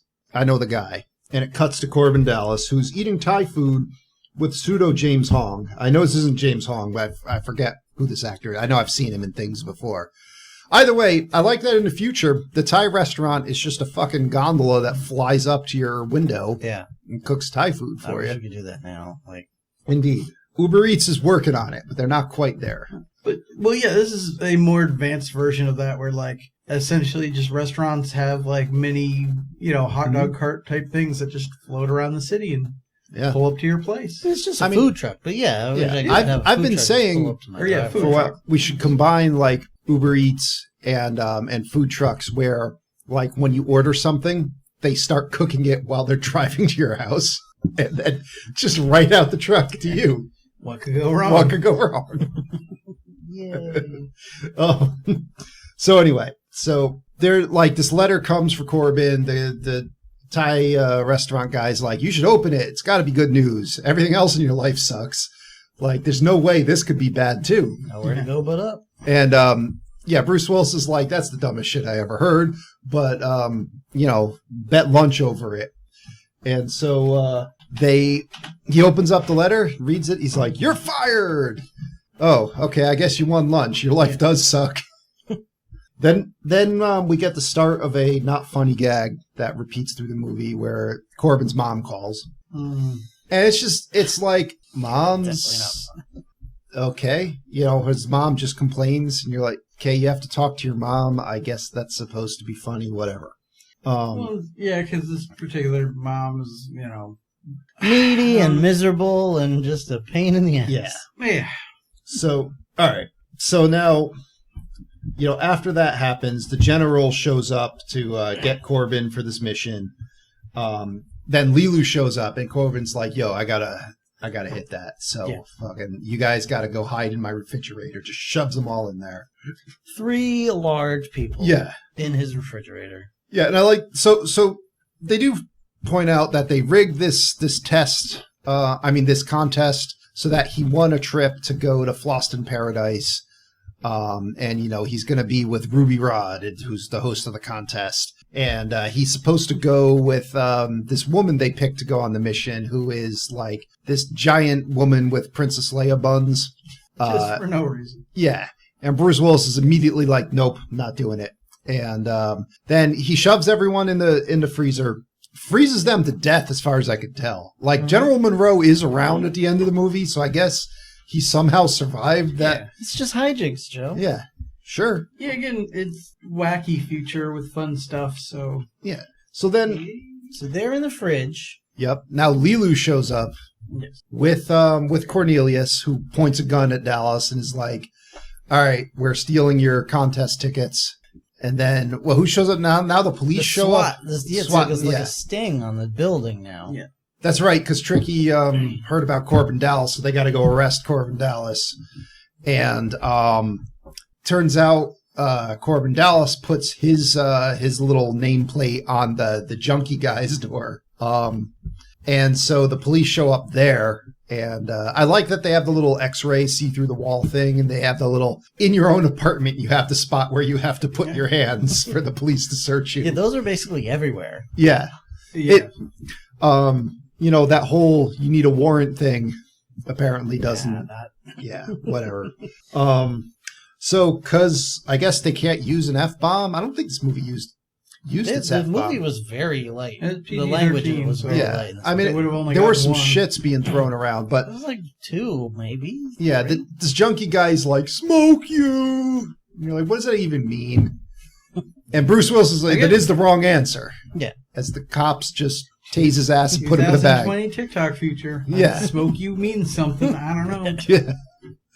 So, yeah, they put this guy in a bag, start dragging him out when the Mondachewans, the Mangalores show up. Like, everyone's fucking doing a run-in on this scene. Yeah. Yeah. And they shoot up the cops, take like what you call it? I guess they think the cops have Corbin Dallas who's in a bag, and a Mangalore special feature. They don't look inside anything, that they just assume the thing they're looking for is there. Mm-hmm. And so, yeah. Also, let's not forget, again, I guess because 2020 TikTok future, but the police just, when they arrest you, you're thrown essentially in a body bag. Yeah, and drag you dragged. off. Yep. Jesus. Well, that's because you told them smoke you. Yeah. You can't just say that to anyone. So, yeah. So now the Mangalores are like, all right, we're gonna go there, pretend to be Corbin, and we'll go get the fucking stones. So that way Zorg will have to negotiate. So they want to get revenge on Zorg, I guess. So now to hide Lilu and Cornelius, he put Cornelius in the scummy bed and shoved them in the wall. And he put Lilu in the shower and shoved that up into the ceiling. Yeah. So Lilu's in the apartment upstairs. Showering. Yeah, she comes out soaking wet, and he's like, "Oh no, I gotta wrap this towel around you and Rub you a bunch. Yeah. Get really inappropriately. get uncomfortably close to you." And I guess this is supposed to be them falling in love, and but yeah, it's Lilu's like, "Yo, awkward. Cornelius is in your jizz nest, wrapped in wrapped in saran saran wrap. wrap." Yeah. The stink is just in his face. He's suffocating in your masturbatorium. Like, just arguably one of the worst deaths possible. Yeah. It's a new take on the term cremation. Yeah. Oh, God. So, Ugh. yeah, he pulls the Thank bed you. out of the wall. Thank You feel good about that one? Cornelius is all wrapped up in plastic. He unwraps him. Lilu's like, "I'm taking my top off." Again. And so they look away. Cornelius is like, "I'm taking your Medal of Honor or whatever and just branding you over the head with it and taking your tickets." And they go off to the airport. And the first time I saw this movie, I was like, how the fuck does Corbin get to the airport first? Well, he gets there like just a little bit after these guys and ahead of like everyone else. Hmm. Then I realized he's a cab driver. So he probably knows how to get to the airport pretty quick. Does he even have a vehicle though? He's got his shot up Humpty cab. His cab, as far as we know, still works. He had a cop car. The cops aren't using them. They're dead. I mean, I assumed that the military guys took him there. Maybe he took the general's car because the general froze to death in Well, the no, because freezer. afterwards he opens the door to his fridge and he says, "I'll take the mission." To a Yeah. popsicle. Yeah, to a popsicle, yes. But considering He could have considering swept his keys the off. hijinks and the stakes up to this point, I was like, "Oh, okay, it's just they're comically frozen." Yeah. I would more just go with he's a cabbie, and apparently his license may have been revoked at this point, so he doesn't give a shit about driving like a maniac. So maybe you got maybe I don't know, limousine picked him up. I don't know. Whatever. Who knows? Who cares? So, all right, we get to the airport, and Cornelius's plan is to send his Nervous Nelly assistant, who I don't think we ever get his name, or if we do, I don't remember. He's like, "All right, you go with Lilu. I know you're gonna fuck this up, but just go get the stones, come back, easy peasy. I'm too old. I gotta go to the bar and get drunk." So like Corbin immediately just like runs over and just like pushes this dude out of the way and is like, "All right, I'm Corbin Dallas. This is Lilu. Let's go." And this whole time Lilu's like, "Lilu Dallas, multi-pass. yeah, she's getting better at English, but not quite there. It's like, Tony, she knows it's a multi-pass. She does. She definitely knows that. Multi-pass. Well, this is what bothers me the most about this like brewing romance between all of them, or between the two of them, not all. Of them. Yeah, all of them, But sure. I never feel like she's in a proper place to consent because I don't know Yeah. how much she understands. Well, It's just awkward. that's the age-old question. It's kind of like the She was 2018 Ghostbusters or she was built by Twilight 2016, this one? or she was 2016. built by a bunch of dudes 5,000 years ago. I don't think consent was ever an option they wanted to build into her. Well, no, she has some sense of that because when he kissed her before and she was yelling gibberish, Yeah. he asked Corbin to translate it, and it was something to like not without my permission or Yeah, something. but So, she it's has still some- the 90s. She's the female lead. And- oh well, yeah, fair. So, Yeah, according- she has to resist for a set amount of time and then give in by the end. It's the Urkel rule. yeah, the Urkel rule. I will wear you down. That's it exactly. So, all right. So now, like, they get on the plane, and like Cornelius is already like getting drunk at the bar, ashamed of what happened. Talking, what's that? Or well, I guess we're not quite there yet, so you can keep. Okay, talking to this robot bartender who's just like, I'm a TV screen for a face. I don't care. Want more booze. And that's when his assistant shows up. Is like, yeah, I already fucked it up. Yeah. Corbin just came in and he's basically on the knocked me plane. out. It's fine. Yeah, and Cornelius is like, yeah, I really shouldn't have sent you. Here's the key. Get the temple ready. I'll do something. I'm gonna fucking Bilbo Baggins this plane, and we're going on a journey there and back again. Let's get the stones. So for no reason, this airport just has a mountain of garbage. Just one whole wall is just a mountain of trash. And they're like, sorry about the garbage. And you're like, why is anything happening here? 2020 TikTok Yeah. world. Yes.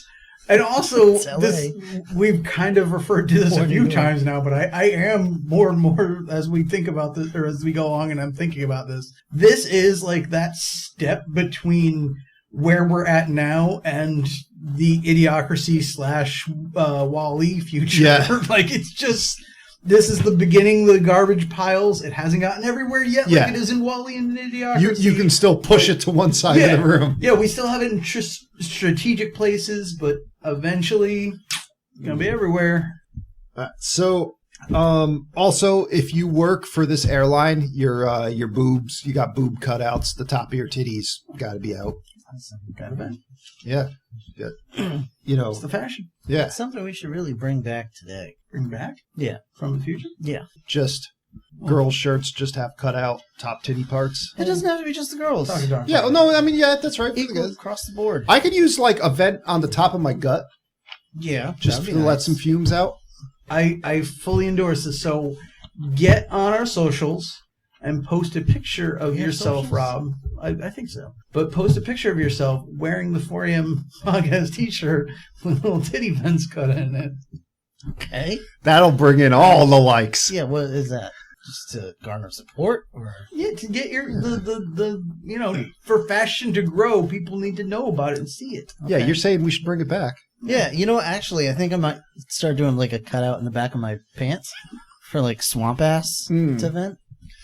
Like you know, how, like the end of a trombone or a trumpet has the spit valve. Yeah. Yeah, like something like that. Right. That at the bottom, that everything can Yeah. just leak out. Yeah, What could go wrong? I actually like that. Start wearing like I'll a use that. like I'll just get like the drip tray from a Foreman grill. Start wearing it in my pants. The grease trap. That's what those pants will be called. The grease trap. So essentially, just an adult diaper with a friggin' drip tray. Yeah. And a valve at the bottom to empty it. It's basically just the gutter that comes out your ass. Yeah, your ass gutter. Okay. But not for incontinence. Yeah. Can't make No. that clear enough No, Rob is not incontinent. yet. He sweats his entire body weight in liquid every day, but he's not incontinent. No, I'm getting there, but not yet. So, Every trip to the bathroom gets a little more chaotic. so I like this. These two Mangalores show up, pretend to be Corbin and Lilu. The guy Mangalore can't even like hold his face on, the airport scanner's immediately like, yeah, those aren't people. Yeah. The girl Mangalore is essentially just wearing a thong, fishnets, and like that material that you'd make like a poker visor out of as a skirt. Mhm. So you just like, there's her ass. And again, 2020 TikTok checks out. Yeah. And the cops show up and they just immediately open fire on the cops who can't react because their armor is just too bulky and they're too fat. And then just dive and burrow into a garbage pile. And, You do. yeah, using their trash mole powers. Yeah, that's how you disappear, so you can sneak onto the plane. Yep. So, whatchamacallit, as soon as they get on the plane, Corbin essentially gets snatched away from Lilu because he's got to meet Ruby Rod. And it's an experience. Now the fun begins. Yeah. They luckily, like, a good half to 2/3 of the movie has gone by before they bring Ruby Rod in, because if he was in the entire film, this would get old. But I think you get just enough.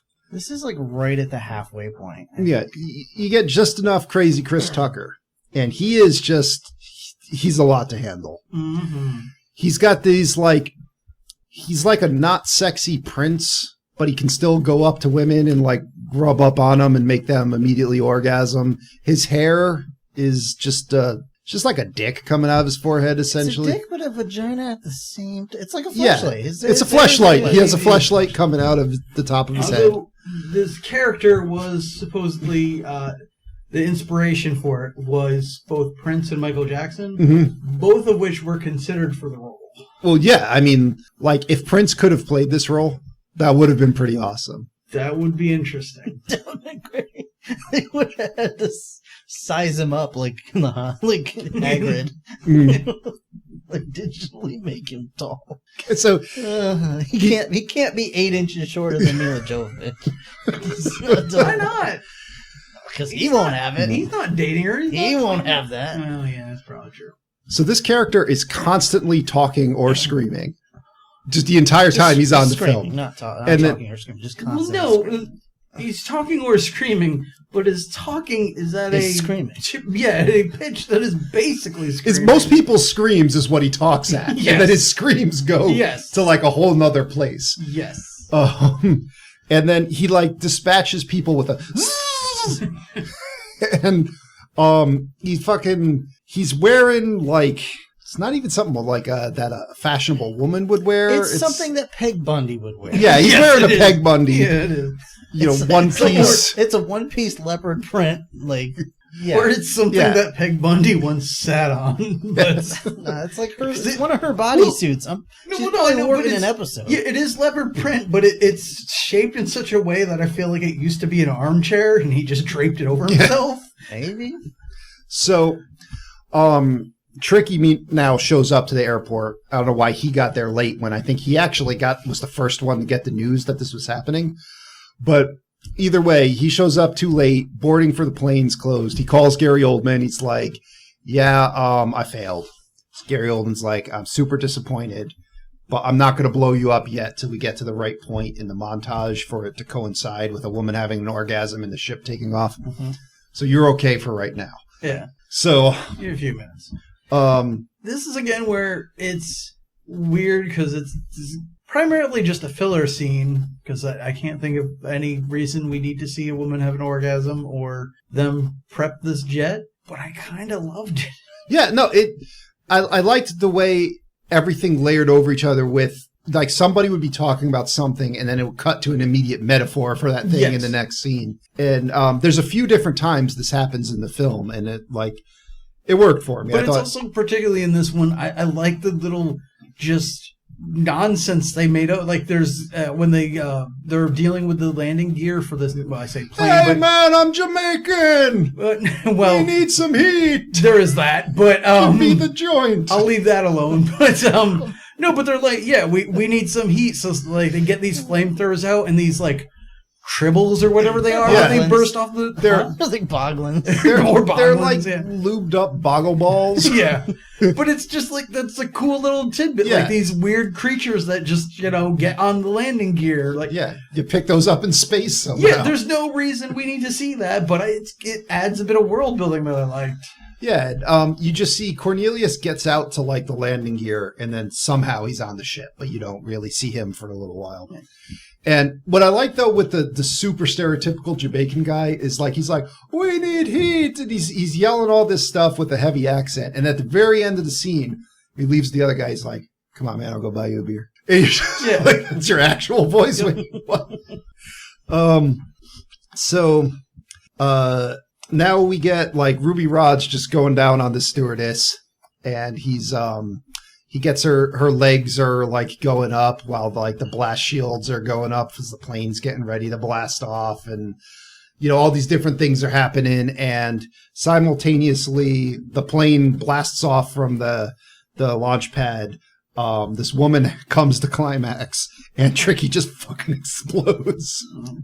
And and then we're in space. In the future, you get in your bed and you just hit a button and the bed turns you off.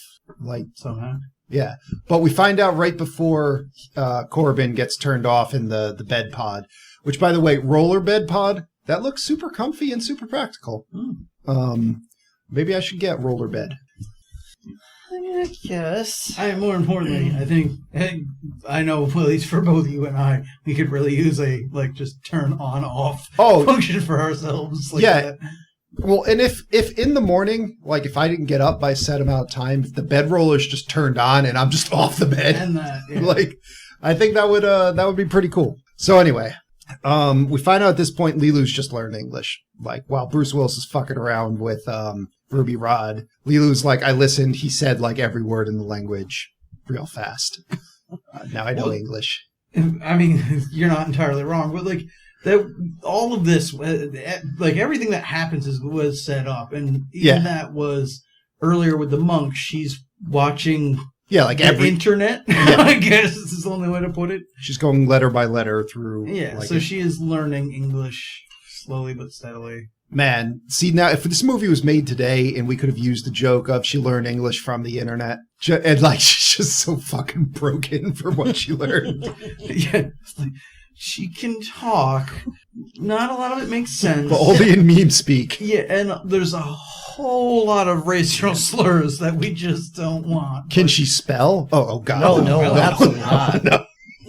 For sure, no. She also says emojis as letters. Yeah. So anyway. She doesn't know history or math. Yeah. So, where are we even now? So now, Mr. Zorg gets a call from Mr. Shadow. Which is just the fireball? The evil planet. Evil personified. I don't know. This is again where I feel like having a, additional movie or two might have helped. Yeah. But so would it have made it better? I don't know. Here's this scene, super short. Like, this thing calls to say, are you getting the stones? Gary Oldman's like, I don't have them, but I will. It's like, all right, here's some soy sauce on your forehead. Here's some poop on your face. Get me the stones. That's it. Like, thanks for calling. I feel like this was more just to remind you that the fireball is the true issue here, and B, to kind of give that motivation as to, Gary Oldman isn't just being a dick because he's a dick, but this thing is controlling him. Yeah. It's presumably it's promised to pay him, but how? I don't know, but I don't know how. Also, wwhy? Yeah, isn't it going to destroy the Earth? I have no idea what his motivation is at all. Yeah. So, this fireball thing is so not a threat or even really a part of this movie. Mm-hmm. It might as well not even be there. So. Ship cuts now to Floston Paradise. It lands. Lilu's already out of bed. Corbin gets out of bed, walks out into Floston Paradise, and it is quite an impressive sight. You have this awesome opera house kind of main area on the ship, and then there's just there's hula girls, there's Islander bands, everyone's getting lays, everyone's getting kisses, whole bunch of stuff's happening. But I'm this looks like a pretty cool place. And then. Sure. Cornelius gets caught because he's just hanging out in the ventilation shaft. And so he gets arrested. And again, you don't see him for a while. And Corbin goes to his sweet-ass blue stateroom with this the person who took him there, like whatever that lady was, and like the little dress was talking about Ruby Rod and whatnot. I honestly thought she was a robot the way she was talking. Yeah. Like it was literally like Luc Besson just got some fashion model and was like, yeah, just read this. Like, Didn't I say that? She was like, and now I finished reading my lines. Yeah. yeah. Like I honestly thought she was just a robot. Yeah. I'm pretty, she was probably just like somebody standing behind Bruce Willis with yeah. her lines on a keyboard. Probably. And the one time she emotes where she's like, oh, you get to meet Ruby Rod. Yes. Like you don't see her on camera. So, because she probably just couldn't do it. Or her cue card just said Yeah. Rue, and then B Rod was on the next But, card. like, it is because it is like the one thing with any like infliction or emotion or anything. Yeah. It is essentially like the and here's your counselor, Mr. Blair. Like it's just so out of place. Well, her cue card, it had a picture of RuPaul plus a picture of a bee. and then an inanimate Oh card yes, Rod. had to do it phonetically. Yeah. So anyway, so now we also see the diva Plava Laguna, who has the stones, arrive. And we get this actor that just plays like a shitty security guy. The guy playing security guy, he just plays a shitty guy in everything he's in. He's just this tiny, else have I nervous seen man. him? He was in Jackie Chan, that movie with the amulet or the necklace or whatever it was called. He's been in other things too. Yeah. Oh wow. Yeah, he's one I definitely recognize his face. Fucking Office Space. He was the guy that had all the flair in Okay. not That's Fuddruckers, not whatever where I the. remember him from either. Oh, this is gonna make Yeah, me crazy. he's it's one of those things where he's probably had a very small role, but is in like 1,000 fucking movies. So yeah. you could be doing this all day. All right. So anyway, you see Plava Laguna. She's really tall. She's covered in a veil at this point, but she just uses telepathy to tell one of her assistants to go talk to Lilu. She's like, yeah, just stand right where you are for like the whole concert, and then we'll give you the stones when she's done. All right. And then we cut over to the concert where Corbin is meeting with Ruby Rod, and the president just settles down to listen to the broadcast because he doesn't have any other kind of surveillance tools or whatever. And why not? He's just going to listen to this unfold on the radio. And yeah, Ruby's just doing his thing. He introduces like everyone in the opera house. We meet Billy Ray, star of cinema and theater or whatever, but he's stone deaf. That'll come into play later. And then It makes you wonder why he's at this opera. yeah, indeed. So we also see that the Mangalores are here. They're pretending to be the wait staff, and they're gonna attack the Diva's suite while she's doing a concert. And we go to that concert, and this is the scene I remember from this film. Like it was in the trailer. And I remember at the time this was a very like visually stunning scene where you have the opera going, and then like as it turns into a more like more kind of techno-y song, we get the fight going on at the same time. But it's pretty neat. She starts, she's singing an opera. We see the Mangalores come in and kill all of her like roadies or attendants or whatever. And they're like, that case, that's got to have the stones in it. Fuck it, don't open it. Yeah, don't look. That's just a hat. It's square. Never look. It's got the stones. Done. Last time it was a rectangle. That was the problem. This time we'll get the square. So Lilu, like once the attack happens, Lilu's around the corner. She starts having flashbacks, and she's like, "Oh, I'm gonna get those fuckers." Mm-hmm.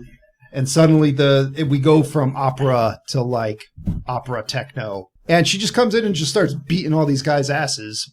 She like one guy's got a knife. She kicks that in half. This is one where again, this is one of the most memorable scenes of this movie, but I did not remember it the way it happened quite as well. It was far more slapsticky than I remembered. Well, there definitely was that, but also it just Teenage Mutant Ninja Turtles 2: Secret of the Ooze. yeah, it's It's a lot slower. There's, you know... Yeah, the you don't- choreography wasn't as exciting. Yeah, you don't as have were. that kinetic energy. Because in my Yeah. head, it was like this cool thing where, you know, the opera's going on, she's singing Yeah. high notes, people are firing guns everywhere, and all this craziness is going on. And yeah, it's more just like a stunt show with cool techno opera. And the bad guys are clearly just waiting their turn to get beaten up. Oh, so much. And so it has its moments where it's cool. And it's the only time in the movie where the soundtrack really works. Yeah. Yeah, The idea is good, but again, the execution is not as good as I remembered it being. And interestingly enough, also at the time, the song that Plava Laguna is singing was artificially done, where the woman sang the notes separately and they were arranged. Yes. Because it was thought to be impossible for a human to actually sing, but people have since been able to sing it. Oh, really? Mm-hmm. To the full range like Yeah. that? Oh, wow. I thought she was really doing that because I've heard stuff like that. Mm-hmm. I like it. No, as a matter of fact, the person on stage in all that makeup is not even the person singing. Oh, okay. Yeah. But- So I wasn't sure about that, but you know. Yeah. at this point also, No, that was, at the time, that was Luc Besson's wife. Zorg shows up at this point. He takes his own ship in there, just says like, "Oh yeah, I need repairs. I'm coming aboard." They're like, "Sure." Why not? So, now the Mangalores, you know, one of the Mangalores saw Lilu beating everyone else's ass and is like, "Yeah, I'm done. I'm out." And he goes and tells everyone else that there was an ambush. So the Mangalores are like, "Fuck it, we're just taking everything over. We'll take over the opera house, take over the bridge, storm in there, just shoot the fucking diva, like whatever." You know, and they start like pulling everyone out of the opera. And so it's just Bruce Willis and Ruby Rod are the only two left in the very front of the opera. And, you know, Bruce Willis grabs Plava Laguna. You know, she's like, "Check it out. The stones are inside me. Not in that hole. Nope, not in that hole." Yeah. All right, in that hole. Ugh. So I had so many questions here. Like, first of all, when we see her, like, is she wearing something? Because Yeah. if she's got a dress on, it's the same color as her skin. yeah, and it looks like it was a very like stretchy, like rubbery material vacuum formed onto her. I don't know. Maybe her body's just really weird where like there's space inside of her abdomen. And Well, that's the other thing. Yeah, where are these stones? Because they're not small. yeah. So was she just going to poop them out later? Like what was the plan? And how'd you get them in there in the first Yeah. place? I guess. Yeah, that's just weird. I mean, like, again, future, whatever. I just have to go with it, but... I mean, I guess, but biology and physics is still, you know. Yeah. Well, yes and no, because like if this was a person, I definitely would be like, even in the future, that doesn't make sense. Yeah. But because it's an alien, I could be like, maybe, you know, all her organs are like no bigger than our spine, Yeah. and Yeah. she's got room in there, so she just went to a doctor and said, you know, give me the, you know, her like put them in little balloons, like, you know. I think I would have preferred it cocaine. if like her lower half was like robotic or something, like opened up. And, Yeah. I think it would have been funny if she's just like, "My head tentacle. It's just a hat." Well, that's what I was thinking too. I'm like, is They're that in going there. to come off and they're in there? That So- is the other, because I did remember that they were in her, but when she first showed up, I was thinking like, oh, there's 4 things. She's got 4 head tentacles. Or Yeah. 4 bigger head tentacles. I wonder if it's in each tentacle, but no, just her stomach. So before she dies, Plava Laguna is like, "Check it out. It's a late 90s movie. She's a girl. She is still very fragile, and you have to do her. This isn't going to work if you don't. Do it for everyone, Bruce Willis. Fate of the world. Rest of your You day. got to hit that." He's like, "I got it. I can do it." And meanwhile, one of the Mangalores comes by and it's just like, "Hey, person over there, I'm going to walk up way too close to you," and get immediately flipped over. And he gives Ruby Rod the gun, and he's like, "Yeah, hold the gun against his forehead." Who immediately fucks that up and just shoots the thing in the head. I like that he's just like, "Sorry." And he's like, "Is he going to be okay?" And then, so that tips off the other Mangalores. So Bruce Willis is like, "Fuck stealth. I'm going full badass here. I'm just busting out of the opera house, shooting everybody." And we get a mostly serviceable gunfight here. I liked a lot of the elements. I liked how he came out, shot a bunch of people. Then you see they have like that gun emplacement with the rocket launcher. Yeah, the American Gladiator. Yeah, the American Gladiator's assault gun. So he's just like, oh shit, jumps behind the bar. So they start shooting up the bar. They're firing rockets, blowing the bar up, piece by piece. Rockets suck ass. They're tiny little rockets. Yeah. Like each rocket barely takes off a part of this bar. Yeah. Like, oh fuck. So then, he's like, he doesn't have his gun anymore because he had to jump off the balcony. So he looks at Billy Ray, who we mentioned before was very deaf. He's like, Billy, the gun. Billy's looking at it like, all right, I got it. Tosses him 2 pool balls. He's like, thanks, Billy. He's like, stuff those up your ass. And I like how Billy gives him like the thumbs up, like, I did it. And then, so one of the other Mangalores comes up. He's like, all right, don't move. I got a gun pointed at you. I'm going to stand at the bottom of the springboard. Now don't jump on the other end. What is this? Just don't do it. And so, yeah, this part's stupid. He jumps on the springboard, launches the Mangalore with such a velocity that his head impales through the floor. It is now popped up near Ruby Rod, who is like slapping him in the head. And the Mangalore's like, oh, well, I'm just going to open fire blindly on everything and shoot all my friends. Yeah. Then he drops the rifle. Bruce Willis gets it, shoots out the people behind the gun emplacement. And what's his name? Ruby Rod pushes the guy's head back through the floor. And this guy has a spiky hand grenade thing on him. And the way bombs work in the future is they don't explode until you count down from 10. That's right. Because he tells Ruby Rod to count backwards from 10. And this, like, Ruby Rod does not do it with any degree of consistency. No. Yeah, when he's setting the timer on this thing, I wonder what the hell time he actually put, because it's not even close to being 10. Yeah, I don't know. Like, maybe he set it for Ruby Rod's voice. I don't know. I don't even understand why. Like, no, I don't think it's voice acting, because you see him, like, fiddling with it. So I think he just set a timer, but, like, he says count to 10, but he doesn't even start counting till 10 until, like, 5 minutes later. Right, like, what's even the point of counting? I don't. I imagine just to, Just give Ruby something to do. Well, I was thinking more like, give that count, and once you hit the end, we know to, like, duck and try to get the fuck out of here. But so, now, like, they get under a pool table. Now, the ceiling that this Mangalore got springboarded through immediately failed. And also, Bruce Willis was able to underworld Chris Tucker back down to the ground through it. Yeah. But this pool table can withstand all of those bullets because they're under the pool table and they're pushing that along. So it's heavy enough to withstand bullets, but, like, is light enough to be pushed across the floor. It's really good quality felt on that. Yeah. So, like, more Mangalores show up on the balcony above them or shooting down at them. And the bomb goes off, makes this huge explosion. And Chris Tucker just, the scream is the worst, but I love it. Like, he's just like, ah! Like, I can't get that high. Just sustaining it. Nothing can get that high. It's like a dog whistle. Yeah. And no one listening to this wants you to get that high. And fucking. Well, the thing that really threw me off is, keep in mind, he's still on the radio. Yeah. Oh, yeah. With a mic right in his mouth. Oh, yeah. Fucking, there are tons of people that just went deaf. So, all right.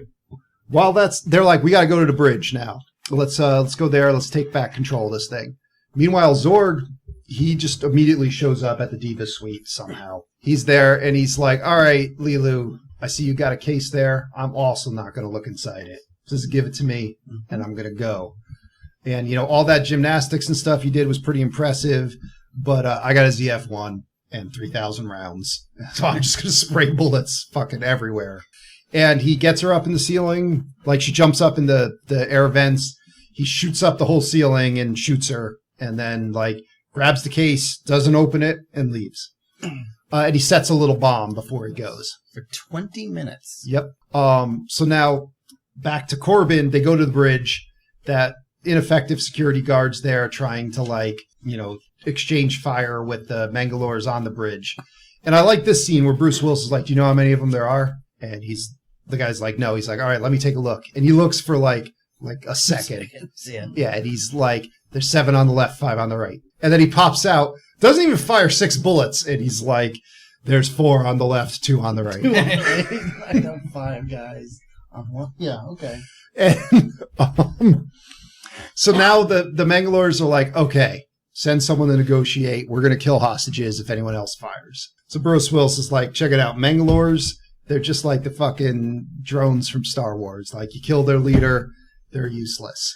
So I said here, this is the Malcolm Reynolds style of negotiation. yeah, just walks right in there and just immediately shoots the leader in the head. And that's it. The other Mangalores are just like, damn. Yeah.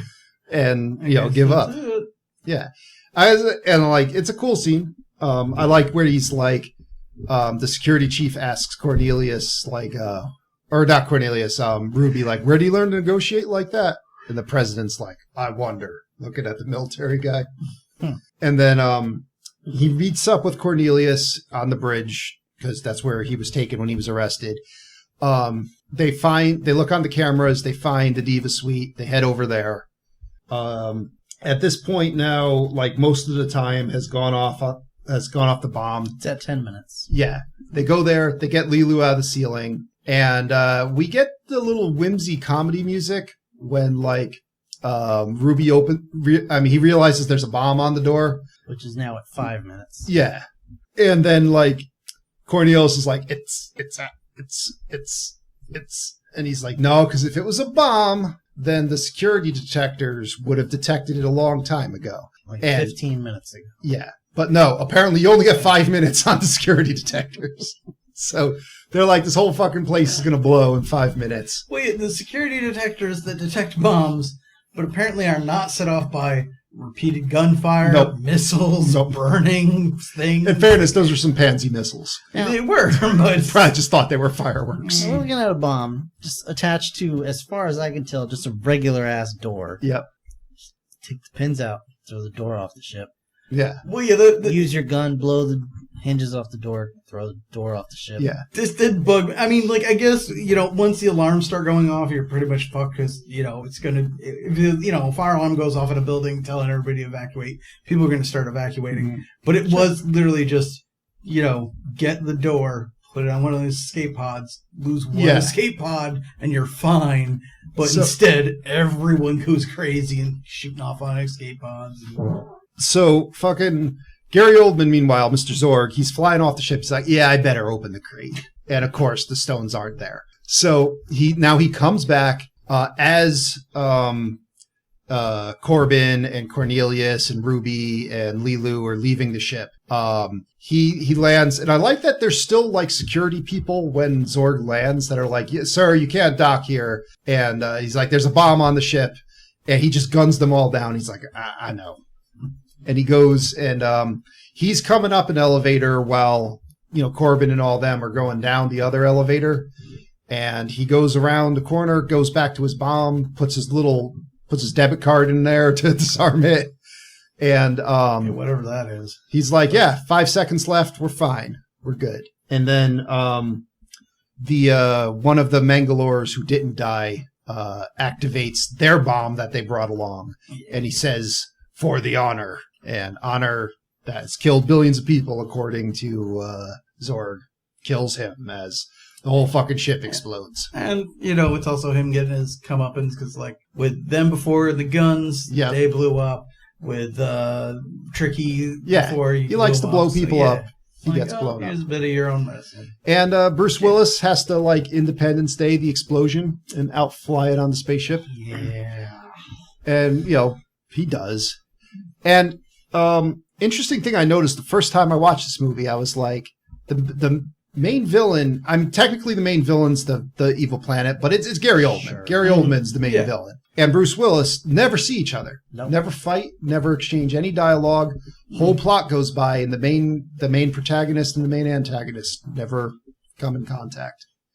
I thought that was pretty cool. So here's where the movie stops being any degree of clever in my mind, and it just becomes really formulaic at this part. This is actually where I would recommend you just turn the movie off. Yeah, I was going to say, like, this is essentially where the movie should end. Because, it is literally like they fly back to Earth, and they're like, we got to summon Captain Planet, go to the temple, put the stones in their little slots. Fucking, we got to open the stones. It takes way too long for them to figure out that they have to friggin' just put the elements on the stones to activate them. The Firestone, they only have one match to make fire. And, of course, at this point, Lilu is having a crisis because she just found out about war. Yep. Like, didn't you just punch a bunch of people in the face and stuff? Yeah. So, yeah, they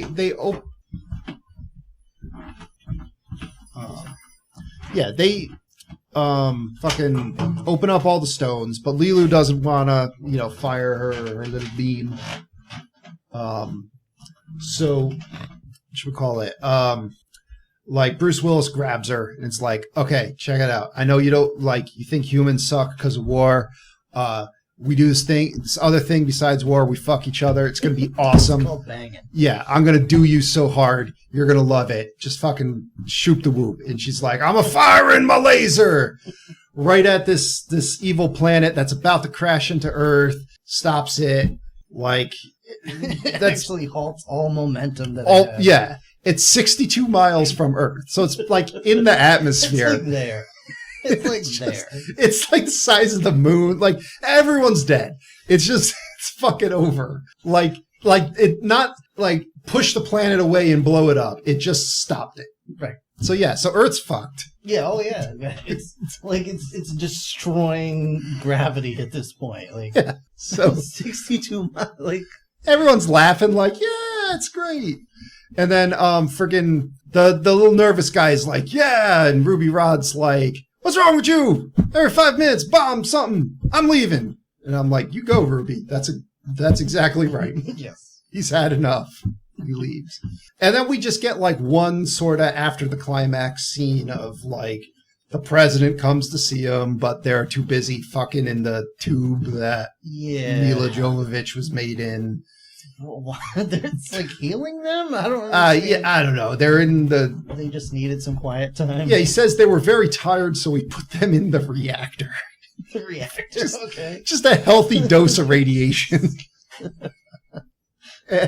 and yeah. They were tired, so we thought some cancer might help. Yeah. Pep them up. We're hitting them with that greasy sunlight, and they're just porking in there. Yeah, and we just fade out. Yeah, Corbin's mom calls and tries that, they give her to the president. She's like, you're not the president. The president doesn't sound like that. He's an idiot. And they're all reacting to the phone like it's, like, they're like, I don't know what to do with this. Like, what do we... Just hang it up. Yeah, would you just let her talk? I don't know.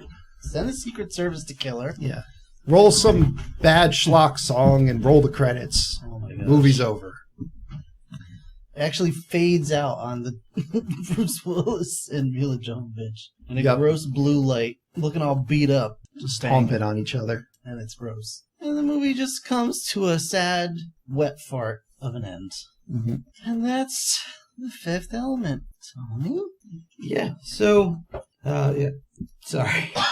So on RottenTomatoes.com... Rotten Ruby Rod? Yeah, critics gave this a score of 71%. Audience gave it a score of 86%. At least currently, as of this. I don't know what it was when it first came out or whatever, but that's their thoughts and opinions. What about you and yours? We'll start with Ron. I mean, I guess I'd put this in the 70s, like a C. Man. So, I mean, my opinion may be very different because I found a lot of this movie just hard to watch as far as just constant noise and just like shit being thrown at you. I found the dialogue hard to hear, but I'm also old and terrible. So, as the youth of the world just waits for me to die, they might enjoy it. There's some cool stuff in here, but it is kind of just like a very basic-ass boilerplate sci-fi movie with some interesting elements. So I'm going to give it the lightest of recommends. Okay. I didn't personally enjoy it overall, but I can see where others might. It has some cool stuff. It does have it has some decent CGI for the time, and some decent practical effects. And decent practical effects will always be better than decent CGI. That's for sure. So yeah, that's me. All right. Joe. I'd give it about like a I'd say like a B minus. This movie doesn't do anything egregiously bad. It like the dialogue and Soundtrack. I wouldn't Not say egregious. egregiously bad. I would say it's not good, but it detracts. But I do like the opera scene did earn a lot of points. In the way the soundtrack was used for that particular part, especially when I saw it at the time, that was fairly revolutionary for me. But the writing and the acting isn't great. The dialogue and the acting isn't great, but I like the plot structure. I like all the different scenes that stack on top of each other and the rapid transitions in the editing. The action scenes are good enough. They have some stuff in it that's really stupid, like the end of the Mila Jovovich fight is a little slapsticky, and the springboard I could have done without. But I actually like Ruby Rod screaming through the whole thing and all that. Ruby Rod, I thought I was going to hate a lot more. Like, I thought I was going to remember him as just fucking terrible, but I actually enjoyed that character. I do like that they only put him in half the movie, because if he was there from the beginning, that his welcome would have been overstayed pretty quickly. But I thought it has a great cast. I like Gary Oldman's villain character. I like through and through. His desk makes no sense, but it adds to the zaniness of this movie. And overall, this movie had a lot of creative ideas going on. It was a very cool setting. It was a lot like remember a few years ago that movie came out, Valerian and the City of Dreams, where it was like, this is an amazing setting, but nothing's happening in this movie. It was like a better version of that movie where it's a cool setting, but the plot does just enough to get through. And even though none of the actors really turn in a great performance, other than I could say Chris Tucker, he did really good at playing that character, whether or not you like that character. And Gary Oldman's effective enough at the villain. But if you're just like, Gary Oldman, just be the bad guy. He's like, I gotcha. Yeah, that's why I say it goes in the B's. It doesn't do enough to stand out as an A work. And it does have some things in it that are kind of like parts of the soundtrack, the whimsy music in certain scenes, we talked about the, Bruce Willis kind of at the beginning of his phoning it in years and some of that stuff. But overall, I liked it, and I would recommend everyone see it. And I think at the time when this was coming out, this movie was so far ahead in the creativity scale compared to what was going on in that dearth 1996 to 2001 crap range, that I think this movie stands out and was a nice breath of fresh air. So yeah, overall recommend B minus. Also funny you would mention Valerian and the City of 1,000 whatever, yeah, because Luke was on. Yeah. Again, just him still trying to make this work. I'm in the same range as you. I'd say, yeah, low B tier. I think at the time it was really good. Some of it doesn't quite work for me as well now. Other parts of it work better. So it's a bit of a mixed bag with that. The music is definitely, as mentioned, off for most of this. And yeah, I wish they would figure out where they want to go, because I like humor and stuff, but it is that thing of we do just become a Three Stooges bit at parts out of nowhere when it doesn't fit with the rest of the movie. You kind of either have to blend it better or pick a side more, and are we trying to be more comedic? Are we trying to be more serious? And the humor they were having from the scenes jumping around with the editing, I think is working real well. Yes. And that's all you needed. Yeah, and you can have other bits of humor like that, or because again, Chris Tucker and that character intentionally annoying, and he was great at that for whatever that does, because it's intentionally annoying. But I liked the character in that way of how much I'm supposed to hate him, and it worked. But yeah, overall, it was trying new things. It's being creative. It's being unique. And not bad for the time, especially. So, light recommend. Again, low B. So we're all in the ballpark, basically. Yeah. In that. It's worth checking out, but you don't have to put it at the top of your tier. How fun. Yeah, I'll go do a reverse recommendation.